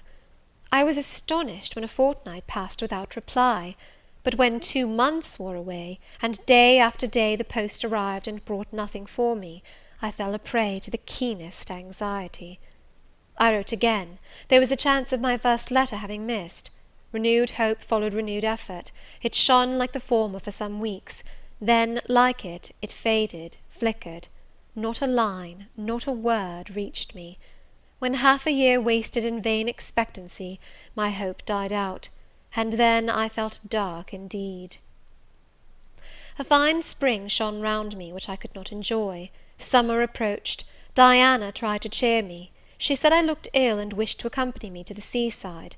This St. John opposed. He said I did not want dissipation, I wanted employment. My present life was too purposeless.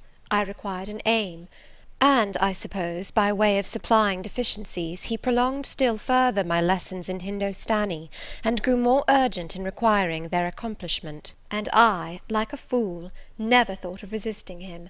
I could not resist him. One day I had come to my studies in lower spirits than usual. The ebb was occasioned by a poignantly felt disappointment. Hannah had told me in the morning there was a letter for me, and when I went down to take it, almost certain that the long-looked-for tidings were vouchsafed me at last, I found only an unimportant note from Mr. Briggs on business. The bitter check had wrung from me some tears; and now, as I sat poring over the crabbed characters and flourishing tropes of an Indian scribe, my eyes filled again. St. John called me to his side to read. In attempting to do this, my voice failed me, words were lost in sobs. He and I were the only occupants of the parlour. Diana was practising her music in the drawing-room, Mary was gardening. It was a very fine May day, clear, sunny, and breezy. My companion expressed no surprise at this emotion, nor did he question me as to its cause. He only said, "We will wait a few minutes, Jane, till you are more composed."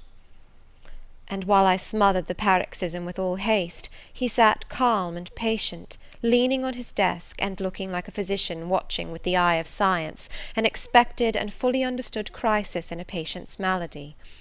Having stifled my sobs, wiped my eyes, and muttered something about not being very well that morning, I resumed my task, and succeeded in completing it. St. John put away my books and his, locked his desk, and said, "Now, Jane, you shall take a walk, and with me." "I will call Diana and Mary." "No, I want only one companion this morning, and that must be you. Put on your things, go out by the kitchen door, take the road towards the head of Marsh Glen. I will join you in a moment." "I know no medium." I never in my life have known any medium in dealing with positive hard characters antagonistic to my own, between absolute submission and determined revolt. I have always faithfully observed the one, up to the very moment of bursting, sometimes with volcanic vehemence, into the other; and as neither present circumstances warranted, nor my present mood inclined me to mutiny, I observed careful obedience to St. John's directions, and in 10 minutes I was treading the wild track of the glen, side by side with him. The breeze was from the west. It came over the hills, sweet with scents of heath and rush. The sky was of stainless blue. The stream descending the ravines swelled with past spring rains, poured along plentiful and clear, catching golden gleams from the sun and sapphire tints from the firmament. As we advanced and left the track, we trod a soft turf, mossy fine and emerald green, minutely enamelled with a tiny white flower, and spangled with a star-like yellow blossom. The hills, meantime, shut us quite in, for the glen, towards its head, wound to their very core. "Let us rest here," said St. John as we reached the first stragglers of a battalion of rocks, guarding a sort of pass, beyond which the beck rushed down a waterfall, and where, still a little further, the mountain shook off turf and flower, had only heath for raiment and crag for gem, where it exaggerated the wild to the savage, and exchanged the fresh for the frowning, where it guarded the forlorn hope of solitude, and a last refuge for silence. I took a seat. St. John stood near me. He looked up the pass and down the hollow. His glance wandered away with the stream, and returned to traverse the unclouded heaven which coloured it. He removed his hat, let the breeze stir his hair and kiss his brow.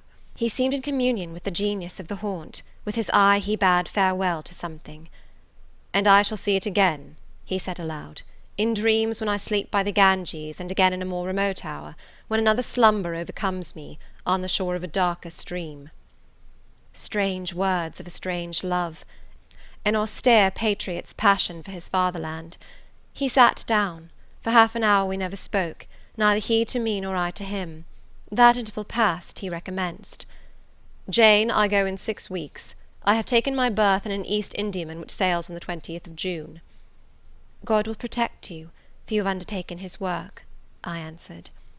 "Yes," he said, "there is my glory and joy. I am the servant of an infallible master. I am not going out under human guidance, subject to the defective laws and erring control of my feeble fellow worms. My king, my lawgiver, my captain is the all-perfect. It seems strange to me that all round me do not burn to enlist under the same banner, to join in the same enterprise."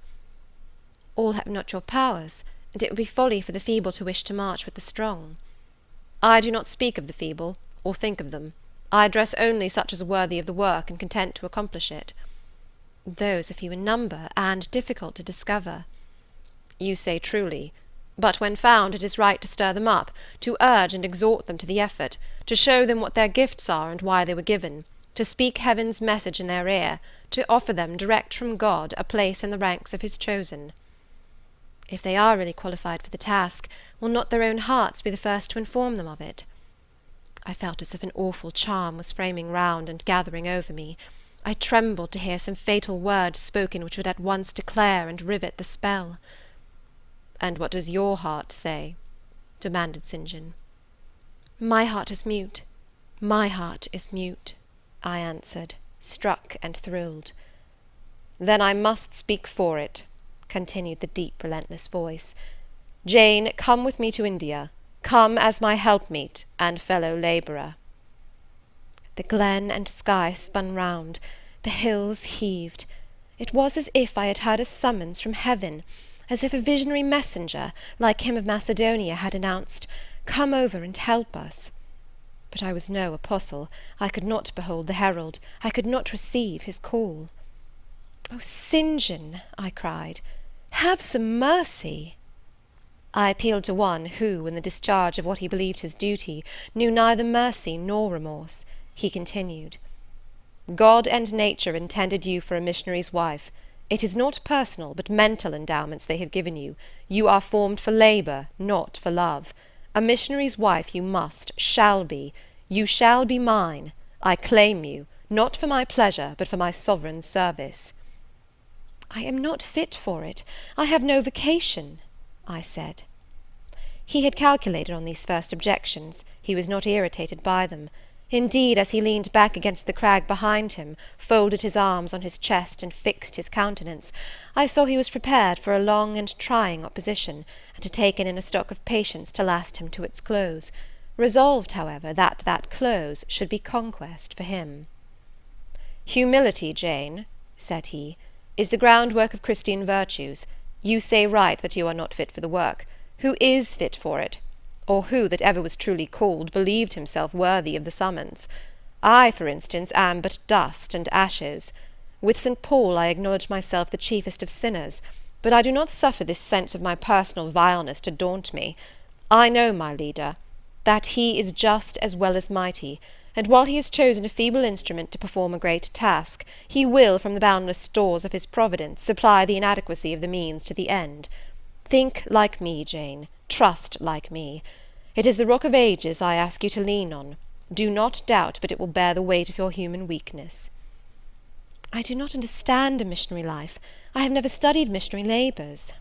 "There I, humble as I am, can give you the aid you want. I can set you your task from hour to hour, stand by you always, help you from moment to moment. This I could do in the beginning. Soon, for I know your powers, you would be as strong and apt as myself, and would not require my help." "But my powers, where are they for this undertaking? I do not feel them. Nothing speaks or stirs in me while you talk. I am sensible of no light kindling, no life quickening, no voice counselling or cheering. Oh, I wish I could make you see how much my mind is at this moment like a rayless dungeon, with one shrinking fear fettered in its depths, the fear of being persuaded by you to attempt what I cannot accomplish." "I have an answer for you. Hear it. I have watched you ever since we first met. I have made you my study for 10 months. I have proved you in that time by sundry tests. And what have I seen and elicited? In the village school I found you could perform well, punctually, uprightly, labour uncongenial to your habits and inclinations. I saw you could perform it with capacity and tact. You could win while you controlled. In the calm with which you learnt you had become suddenly rich, I read a mind clear of the vice of Demas. Lucre had no undue power over you. In the resolute readiness with which you cut your wealth into 4 shares, keeping but 1 to yourself, and relinquishing the 3 others to the claim of abstract justice, I recognized a soul that revelled in the flame and excitement of sacrifice. In the tractability with which, at my wish, you forsook a study in which you were interested, and adopted another because it interested me, in the untiring assiduity with which you have since persevered in it, in the unflagging energy and unshaken temper with which you have met its difficulties, I acknowledge the complement of the qualities I seek. Jane, you are docile, diligent, disinterested, faithful, constant, and courageous, very gentle and very heroic. Cease to mistrust yourself. I can trust you unreservedly. As a conductress of Indian schools and a helper amongst Indian women, your assistance will be to me invaluable."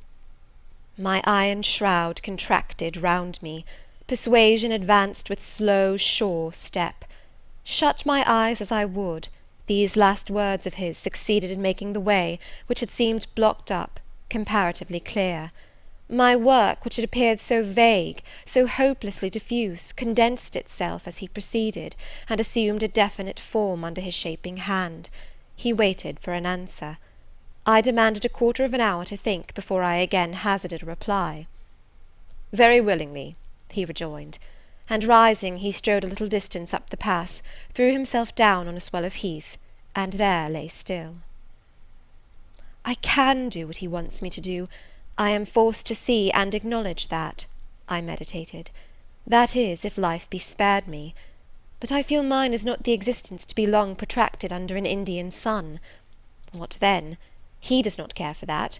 When my time came to die, he would resign me, in all serenity and sanctity, to the God who gave me. The case is very plain before me. In leaving England I should leave a loved but empty land. Mr. Rochester is not there, and if he were, what is, and what can that ever be to me? My business is to live without him now. Nothing so absurd, so weak as to drag on from day to day as if I were waiting some impossible change in circumstances which might reunite me to him. Of course, as St. John once said, I must seek another interest in life to replace the one lost. Is not the occupation he now offers me truly the most glorious man can adopt or God assign? Is it not, by its noble cares and sublime results, the one best calculated to fill the void left by uptorn affections and demolished hopes? I believe I must say yes, and yet I shudder. Alas, if I join St. John, I abandon half myself. If I go to India, I go to premature death. And how will the interval between leaving England for India and India for the grave be filled? Oh, I know well. That, too, is very clear to my vision. By straining to satisfy St. John till my sinews ache, I shall satisfy him, to the finest central point and farthest outward circle of his expectations. If I do go with him, if I do make the sacrifice he urges, I will make it absolutely. I will throw all on the altar, heart, vitals, the entire victim. He will never love me, but he shall approve me. I will show him energies he has not yet seen, resources he has never suspected. Yes, I can work as hard as he can, and with as little grudging. Consent, then, to his demand is possible, but for one item, one dreadful item. It is that he asks me to be his wife, and has no more of a husband's heart for me than that frowning giant of a rock down which the stream is foaming in yonder gorge. He prizes me as a soldier would a good weapon, and that is all. Unmarried to him, this would never grieve me. But can I let him complete his calculations, coolly put into practice his plans, go through the wedding ceremony? Can I receive from him the bridal ring, endure all the forms of love, which I doubt not he would scrupulously observe, and know that the spirit was quite absent? Can I bear the consciousness that every endearment he bestows is a sacrifice made on principle? No, such a martyrdom would be monstrous. I will never undergo it. As his sister, I might accompany him, not as his wife. I will tell him so. I looked towards the knoll. There he lay, still as a prostrate column. His face turned to me, his eye beaming watchful and keen. He started to his feet and approached me. I am ready to go to India, if I may go free. Your answer requires a commentary, he said. It is not clear. You have hitherto been my adopted brother, I your adopted sister. Let us continue as such. You and I had better not marry. He shook his head. Adopted fraternity will not do in this case. If you were my real sister, it would be different. I should take you and seek no wife. But as it is, either our union must be consecrated and sealed by marriage, or it cannot exist. Practical obstacles oppose themselves to any other plan. Do you not see it, Jane? Consider a moment, your strong sense will guide you. I did consider, and still my sense, such as it was, directed me only to the fact that we did not love each other as man and wife should, and therefore it inferred we ought not to marry. I said so.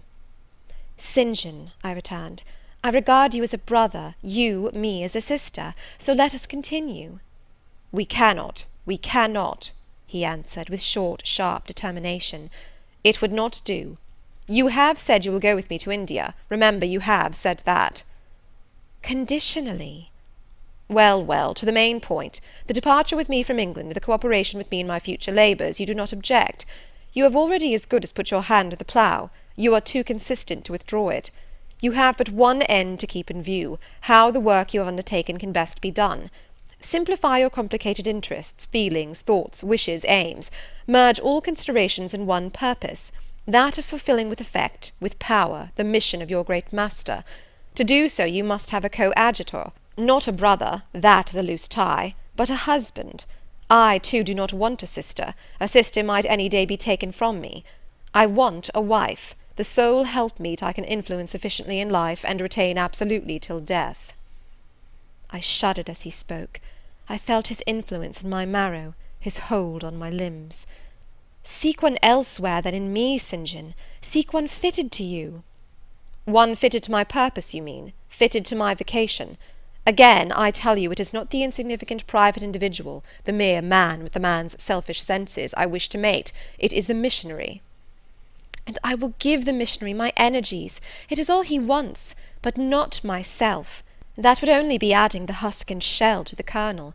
For them he has no use. I retain them. You cannot. You ought not. Do you think God will be satisfied with half an oblation? Will he accept a mutilated sacrifice? It is the cause of God I advocate. It is under his standard I enlist you. I cannot accept on his behalf a divided allegiance. It must be entire." "Oh, I will give my heart to God," I said. "You do not want it." I will not swear, reader, that there was not something of repressed sarcasm both in the tone in which I uttered this sentence, and in the feeling that accompanied it. I had silently feared St. John till now, because I had not understood him. He had held me in awe, because he had held me in doubt. How much of him was saint, how much mortal, I could not heretofore tell; but revelations were being made in this conference, the analysis of his nature was proceeding before my eyes. I saw his fallibilities, I comprehended them. I understood that, sitting there where I did on the bank of heath, and with that handsome form before me, I sat at the feet of a man, caring as I. The veil fell from his hardness and despotism. Having felt in him the presence of these qualities, I felt his imperfection, and took courage. I was with an equal, one with whom I might argue, one whom, if I saw good, I might resist.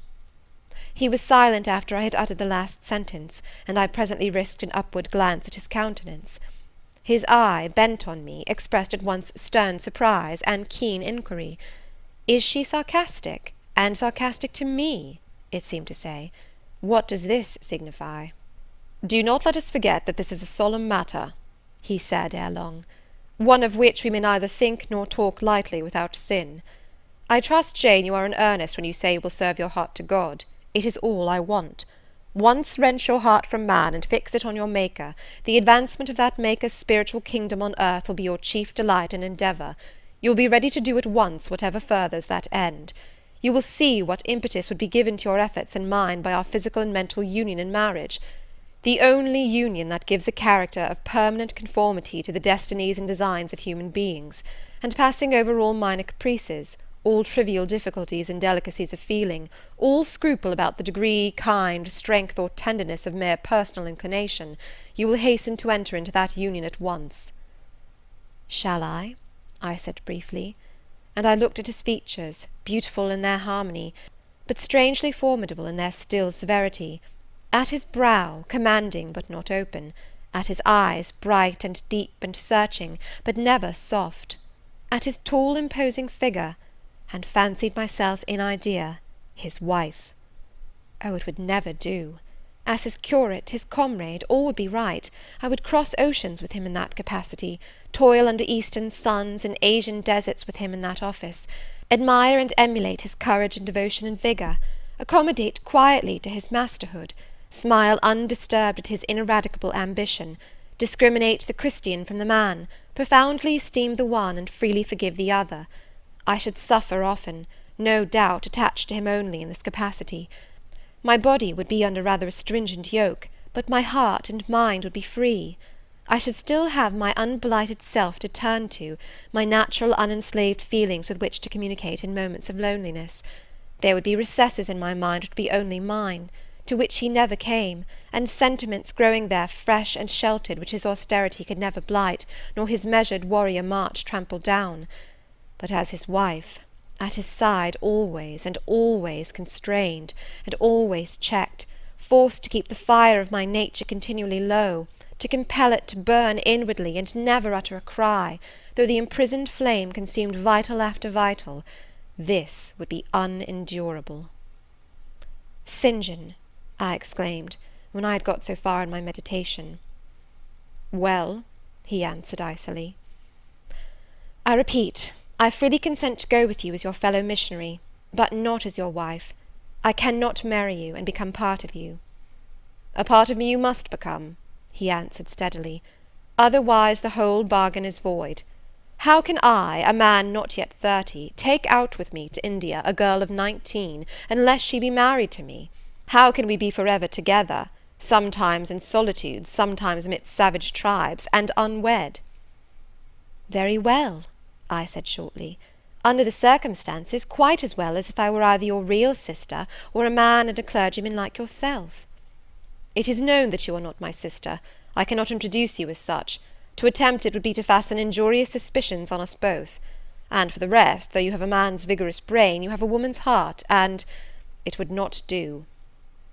"It would do," I affirmed with some disdain, "perfectly well." I have a woman's heart, but not where you are concerned. For you I have only a comrade's constancy, a fellow soldier's frankness, fidelity, fraternity, if you like, a neophyte's respect and submission to his hierophant. Nothing more. Don't fear." "It is what I want," he said, speaking to himself. "It is just what I want. And there are obstacles in the way. They must be hewn down. Jane, you would not repent marrying me. Be certain of that. We must be married. There is no other way. And undoubtedly enough of love would follow upon marriage to render the union right even in your eyes." "I scorn your idea of love," I could not help saying, as I rose up and stood before him, leaning my back against the rock. "I scorn the counterfeit sentiment you offer. Yes, St. John, and I scorn you when you offer it." He looked at me fixedly, compressing his well-cut lips while he did so. Whether he was incensed or surprised, or what, it was not easy to tell. He could command his countenance thoroughly. "I scarcely expected to hear that expression from you," he said. "I think I have done and uttered nothing to deserve scorn." I was touched by his gentle tone, and overawed by his high, calm mien. "Forgive me the word, St. John, but it is your own fault that I have been roused to speak so unguardedly. You have introduced a topic in which our natures are at variance, a topic we should never discuss. The very name of love is an apple of discord between us. If the reality were required, what should we do? How should we feel? My dear cousin, abandon your scheme of marriage, forget it." "No," said he, "it is a long-cherished scheme, and the only one which can secure my great end, but I shall urge you no further at present. To-morrow I leave home for Cambridge. I have many friends there to whom I should wish to say farewell. I shall be absent a fortnight. Take that space of time to consider my offer, and do not forget that if you reject it, it is not me you deny, but God. Through my means he opens to you a noble career. As my wife only can you enter upon it. Refuse to be my wife, and you limit yourself forever to a track of selfish ease and barren obscurity. Tremble lest in that case you should be numbered with those who have denied the faith, and are worse than infidels." He had done. Turning from me, he once more looked to river, looked to hill. But this time his feelings were all pent in his heart. I was not worthy to hear them uttered. As I walked by his side homeward, I read well in his iron silence all he felt towards me, the disappointment of an austere and despotic nature, which has met resistance where it expected submission, the disapprobation of a cool, inflexible judgment, which has detected in another feelings and views in which it has no power to sympathize. In short, as a man, he would have wished to coerce me into obedience. It was only as a sincere Christian he bore so patiently with my perversity, and allowed so long a space for reflection and repentance. That night, after he had kissed his sisters, he thought proper to forget even to shake hands with me, but left the room in silence. I, who, though I had no love, had much friendship for him, was hurt by the marked omission, so much hurt that tears started to my eyes. "I see you and St. John have been quarrelling, Jane," said Diana, during our walk on the moor. "But go after him. He is now lingering in the passage expecting you. He will make it up." I have not much pride under such circumstances. I would always rather be happy than dignified, and I ran after him. He stood at the foot of the stairs. "Good night, St. John," said I. "Good night, Jane," he replied calmly. "Then shake hands," I added. What a cold, loose touch he impressed on my fingers! He was deeply displeased by what had occurred that day. Cordiality would not warm, nor tears move him. No happy reconciliation was to be had with him, no cheering smile or generous word. But still the Christian was patient and placid, and when I asked him if he forgave me, he answered that he was not in the habit of cherishing the remembrance of vexation, that he had nothing to forgive, not having been offended. And with that answer he left me. I would much rather he had knocked me down. Chapter 35. He did not leave for Cambridge the next day, as he had said he would. He deferred his departure a whole week, and during that time he made me feel what severe punishment a good yet stern, a conscientious yet implacable man can inflict on one who has offended him. Without one overt act of hostility, one upbraiding word, he contrived to impress me momently with the conviction that I was put beyond the pale of his favour. Not that St. John harboured a spirit of unchristian vindictiveness, not that he would have injured a hair of my head, if it had been fully in his power to do so. Both by nature and principle, he was superior to the mean gratification of vengeance.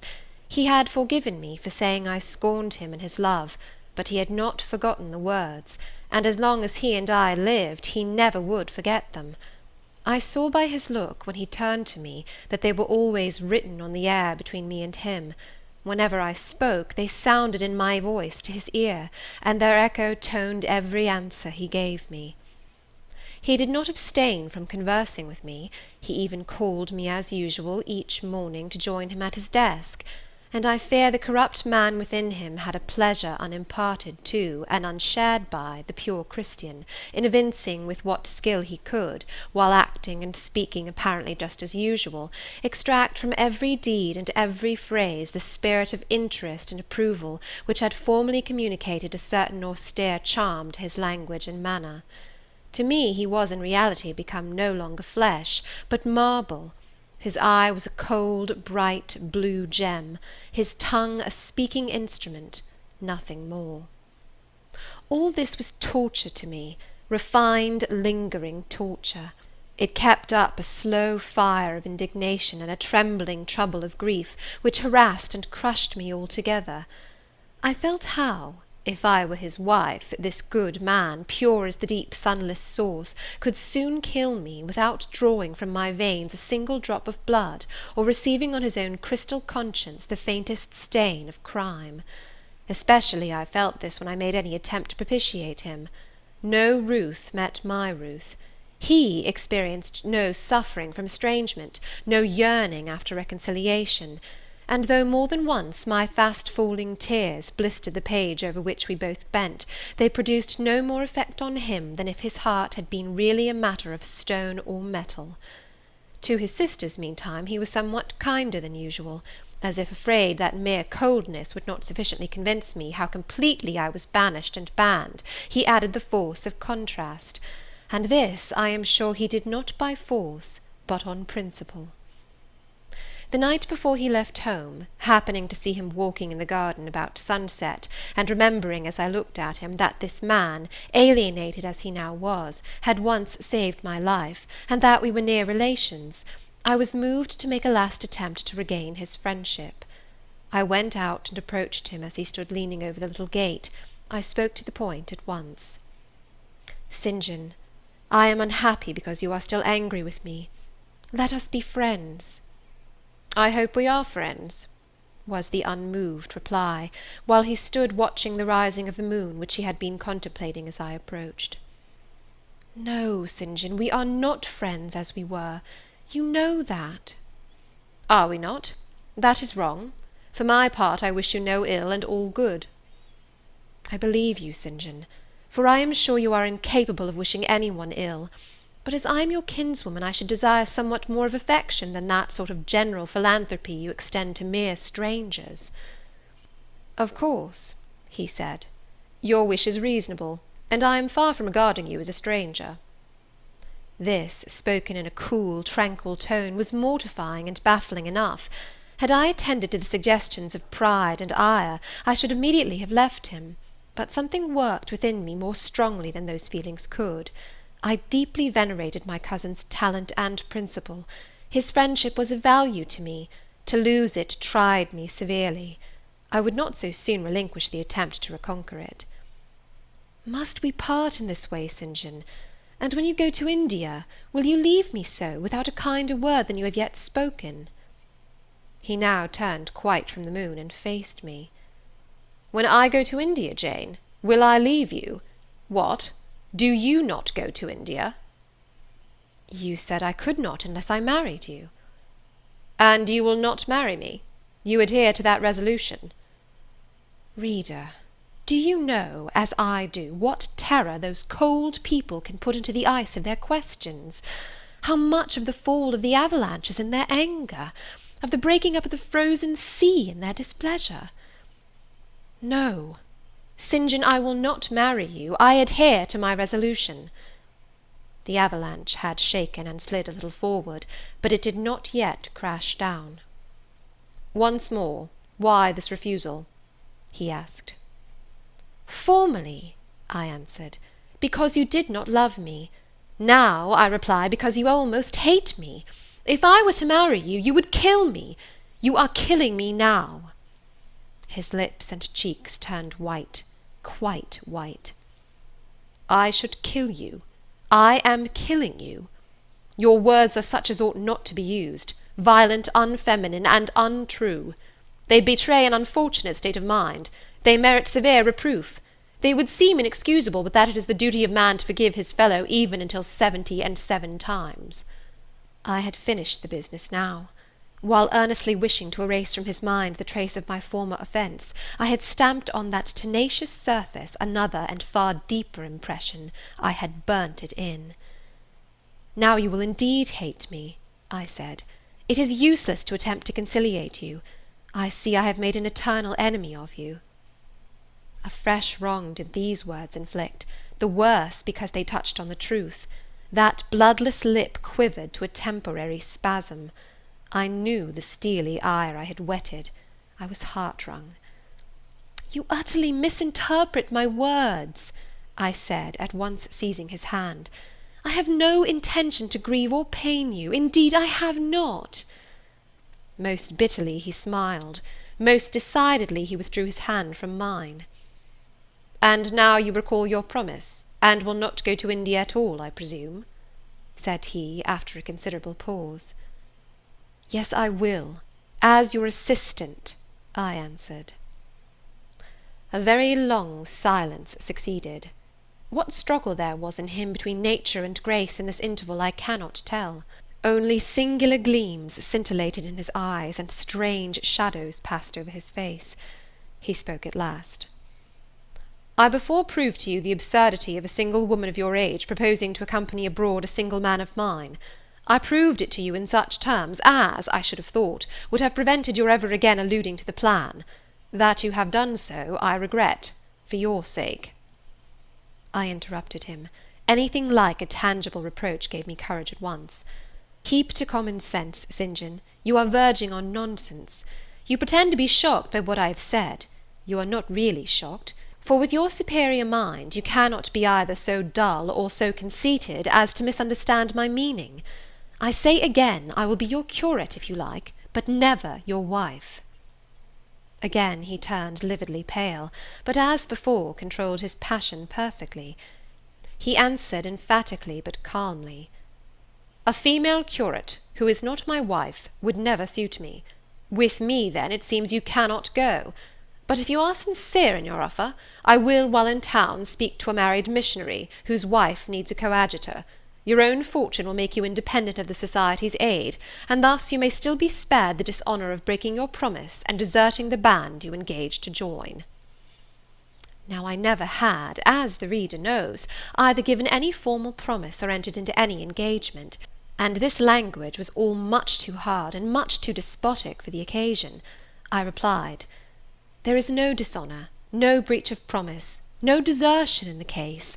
I am not under the slightest obligation to go to India, especially with strangers. With you I would have ventured much, because I admire, confide in, and as a sister I love you. But I am convinced that, go when and with whom I would, I should not live long in that climate." "Ah, you are afraid of yourself," he said, curling his lip. "I am. God did not give me my life to throw away, and to do as you wish me would, I begin to think, be almost equivalent to committing suicide. Moreover, before I definitively resolve on quitting England, I will know for certain whether I cannot be of greater use by remaining in it than by leaving it." "What do you mean?" It would be fruitless to attempt to explain, but there is a point on which I have long endured painful doubt, and I can go nowhere till by some means that doubt is removed. I know where your heart turns and to what it clings. The interest you cherish is lawless and unconsecrated. Long since you ought to have crushed it. Now you should blush to allude to it. You think of Mr. Rochester." It was true. I confessed it by silence. Are you going to seek Mr. Rochester?" "I must find out what has become of him." "It remains for me, then," he said, "to remember you in my prayers, and to entreat God for you in all earnestness that you may not indeed become a castaway. I had thought I recognized in you one of the chosen, but God sees not as man sees. His will be done." He opened the gate, passed through it, and strayed away down the glen. He was soon out of sight. On re-entering the parlour, I found Diana standing at the window, looking very thoughtful. Diana was a great deal taller than I. She put her hand on my shoulder, and stooping, examined my face. "Jane," she said, "you are always agitated and pale now. I am sure there is something the matter. Tell me what business St. John and you have on hands. I have watched you this half-hour from the window. You must forgive my being such a spy, but for a long time I have fancied I hardly know what. St. John is a strange being." She paused. I did not speak. Soon she resumed. "That brother of mine cherishes peculiar views of some sort respecting you, I am sure. He has long distinguished you by a notice and interest he never showed to any one else. To what end? I wish he loved you. Does he, Jane?" I put her cool hand to my hot forehead. "No, Di, not one whit." "Then why does he follow you so with his eyes, and get you so frequently alone with him, and keep you so continually at his side? Mary and I had both concluded he wished you to marry him." "He does. He has asked me to be his wife." Diana clapped her hands. "Oh, that is just what we hoped and thought! And you will marry him, Jane, won't you? And then he will stay in England." "Far from that, Diana. His sole idea in proposing to me is to procure a fitting fellow labourer in his Indian toils." "What? He wishes you to go to India?" "Yes." "Madness!" she exclaimed. "You would not live 3 months there, I am certain. You never shall go. You have not consented, have you, Jane?" "I have refused to marry him." "And have consequently displeased him?" she suggested. "Deeply. He will never forgive me, I fear. Yet I offered to accompany him as his sister." "It was frantic folly to do so, Jane. Think of the task you undertook, one of incessant fatigue, where fatigue kills even the strong, and you are weak. St. John, you know him, would urge you to impossibilities. With him there would be no permission to rest during the hot hours, and unfortunately I have noticed, whatever he exacts, you force yourself to perform. I am astonished you found courage to refuse his hand. You do not love him, then, Jane?" "Not as a husband." "Yet he is a handsome fellow." "And I am so plain, you see, Di. We should never suit." "Plain? You? Not at all. You are much too pretty as well as too good to be grilled alive in Calcutta." And again she earnestly conjured me to give up all thoughts of going out with her brother. "I must indeed," I said, for when just now I repeated the offer of serving him for a deacon, he expressed himself shocked at my want of decency. He seemed to think I had committed an impropriety in proposing to accompany him unmarried, as if I had not from the first hoped to find in him a brother, and habitually regarded him as such. "What makes you say he does not love you, Jane?" "You should hear himself on the subject. He has again and again explained that it is not himself, but his office he wishes to mate. He has told me I am formed for labour, not for love, which is true, no doubt. But in my opinion, if I am not formed for love, it follows that I am not formed for marriage. Would it not be strange, Di, to be chained for life to a man who regarded one but as a useful tool?" "Insupportable, unnatural, out of the question." "And then," I continued, "though I have only sisterly affection for him now, yet, if forced to be his wife, I can imagine the possibility of conceiving an inevitable, strange, torturing kind of love for him, because he is so talented, and there is often a certain heroic grandeur in his look, manner, and conversation. In that case my lot would become unspeakably wretched. He would not want me to love him, and if I showed the feeling, he would make me sensible that it was a superfluity, unrequired by him, unbecoming in me. I know he would." "And yet St. John is a good man," said Diana. "He is a good and a great man, but he forgets, pitilessly, the feelings and claims of little people in pursuing his own large views. It is better, therefore, for the insignificant to keep out of his way, lest in his progress he should trample them down. Here he comes. I will leave you, Diana." And I hastened upstairs as I saw him entering the garden. But I was forced to meet him again at supper. During that meal he appeared just as composed as usual. I had thought he would hardly speak to me, and I was certain he had given up the pursuit of his matrimonial scheme. The sequel showed I was mistaken on both points. He addressed me precisely in his ordinary manner, or what had of late been his ordinary manner, one scrupulously polite. No doubt he had invoked the help of the Holy Spirit to subdue the anger I had roused in him, and now believed he had forgiven me once more. For the evening reading before prayers, he selected the 21st chapter of Revelation. It was at all times pleasant to listen while from his lips fell the words of the Bible. Never did his fine voice sound at once so sweet and full, never did his manner become so impressive in its noble simplicity, as when he delivered the oracles of God. And to-night that voice took a more solemn tone, that manner a more thrilling meaning, as he sat in the midst of his household circle, the May moon shining in through the uncurtained window, and rendering almost unnecessary the light of the candle on the table. As he sat there, bending over the great old Bible, and described from its page the vision of the new heaven and new earth, told how God would come to dwell with men, how he would wipe away all tears from their eyes, and promised that there should be no more death, neither sorrow nor crying, nor any more pain, because the former things were passed away. The succeeding words thrilled me strangely as he spoke them, especially as I felt, by the slight, indescribable alteration in sound, that in uttering them his eye had turned on me. "He that overcometh shall inherit all things, and I will be his God, and he shall be my son. But," was slowly, distinctly read, "the fearful, the unbelieving, etc., shall have their part in the lake which burneth with fire and brimstone, which is the second death." Henceforward I knew what fate St. John feared for me. A calm subdued triumph, blent with a longing earnestness, marked his enunciation of the last glorious verses of that chapter. The reader believed his name was already written in the Lamb's book of life, and he yearned after the hour which should admit him to the city to which the kings of the earth bring their glory and honour, which has no need of sun or moon to shine in it, because the glory of God lightens it, and the Lamb is the light thereof. In the prayer following the chapter, all his energy gathered, all his stern zeal woke. He was in deep earnest, wrestling with God, and resolved on a conquest. He supplicated strength for the weak-hearted, guidance for wanderers from the fold, a return, even at the 11th hour, for those whom the temptations of the world and the flesh were luring from the narrow path. He asked, he urged, he claimed the boon of a brand snatched from the burning. Earnestness is ever deeply solemn.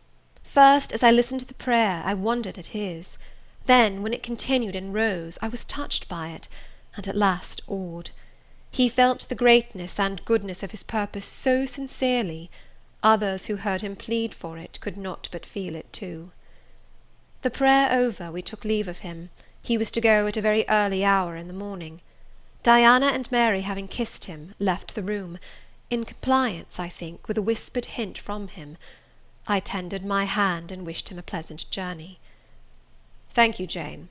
As I said, I shall return from Cambridge in a fortnight. That space, then, is yet left to you for reflection. If I listened to human pride, I should say no more to you of marriage with me. But I listen to my duty, and keep steadily in view my very first aim, to do all things to the glory of God. My master was long-suffering, so will I be. I cannot give you up to perdition as a vessel of wrath. Repent, resolve, while there is yet time. Remember, we are bid to work while it is day, warned that the night cometh when no man shall work. Remember the fate of Dives, who had his good things in this life. God give you strength to choose that better part which shall not be taken from you." He laid his hand on my head as he uttered the last words. He had spoken earnestly, mildly. His look was not indeed that of a lover beholding his mistress, but it was that of a pastor recalling his wandering sheep, or better, of a guardian angel watching the soul for which he is responsible. All men of talent, whether they be men of feeling or not, whether they be zealots or aspirants or despots, provided only they be sincere, have their sublime moments when they subdue and rule. I felt veneration for St. John, veneration so strong that its impetus thrust me at once to the point I had so long shunned. I was tempted to cease struggling with him, to rush down the torrent of his will into the gulf of his existence, and there lose my own. I was almost as hard beset by him now as I had been once before, in a different way, by another. I was a fool both times. To have yielded then would have been an error of principle; to have yielded now would have been an error of judgment. So I think at this hour, when I look back to the crisis through the quiet medium of time, I was unconscious of folly at the instant. I stood motionless under my hierophant's touch. My refusals were forgotten, my fears overcome, my wrestlings paralyzed. The impossible, i.e. my marriage with St. John, was fast becoming the possible. All was changing utterly with a sudden sweep. Religion called, angels beckoned, God commanded, life rolled together like a scroll, death's gates opening, showed eternity beyond. It seemed that for safety and bliss there, all here might be sacrificed in a second. The dim room was full of visions. "Could you decide now?" asked the missionary. The inquiry was put in gentle tones. He drew me to him as gently. Oh, that gentleness! How far more potent is it than force! I could resist St. John's wrath. I grew pliant as a reed under his kindness. Yet I knew all the time, if I yielded now, I should not the less be made to repent, some day, of my former rebellion. His nature was not changed by 1 hour of solemn prayer; it was only elevated. "I could decide if I were but certain," I answered. "Were I but convinced that it is God's will I should marry you, I could vow to marry you here and now, come afterwards what would." "My prayers are heard," ejaculated St. John. He pressed his hand firmer on my head, as if he claimed me; he surrounded me with his arm, almost as if he loved me. I say almost, I knew the difference, for I had felt what it was to be loved. But like him, I had now put love out of the question, and thought only of duty. I contended with my inward dimness of vision, before which clouds yet rolled. I sincerely, deeply, fervently longed to do what was right, and only that. Show me the path," I entreated of heaven. I was excited more than I had ever been, and whether what followed was the effect of excitement the reader shall judge. All the house was still, for I believe all except St. John and myself were now retired to rest. The one candle was dying out. The room was full of moonlight. My heart beat fast and thick. I heard its throb. Suddenly it stood still to an inexpressible feeling that thrilled it through, and passed at once to my head and extremities. The feeling was not like an electric shock, but it was quite as sharp, as strange, as startling. It acted on my senses as if their utmost activity hitherto had been but torpor, from which they were now summoned and forced to wake. They rose expectant. Eye and ear waited while the flesh quivered on my bones. "What have you heard? What do you see?" asked St. John. I saw nothing, but I heard a voice somewhere cry, "Jane! Jane! Jane!" Nothing more. "Oh, God! What is it?" I gasped. I might have said, "Where is it?" for it did not seem in the room, nor in the house, nor in the garden. It did not come out of the air, nor from under the earth, nor from overhead. I had heard it. Where or whence, forever impossible to know. And it was the voice of a human being, a known, loved, well-remembered voice, that of Edward Fairfax Rochester, and it spoke in pain and woe, wildly, eerily, urgently. "I am coming!" I cried. "Wait for me! Oh, I will come!" I flew to the door and looked into the passage. It was dark. I ran out into the garden. It was void. "Where are you?" I exclaimed. The hills beyond Marsh Glen sent the answer faintly back. "Where are you?" I listened. The wind sighed low in the firs. All was moorland loneliness and midnight hush. "Down, superstition!" I commented, as that spectre rose up black by the black yew at the gate.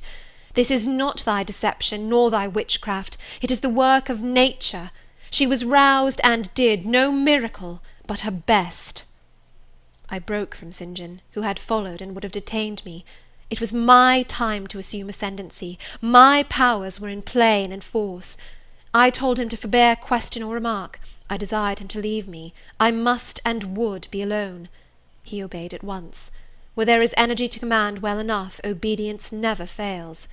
I mounted to my chamber, locked myself in, fell on my knees, and prayed in my way, a different way to St. John's, but effective in its own fashion.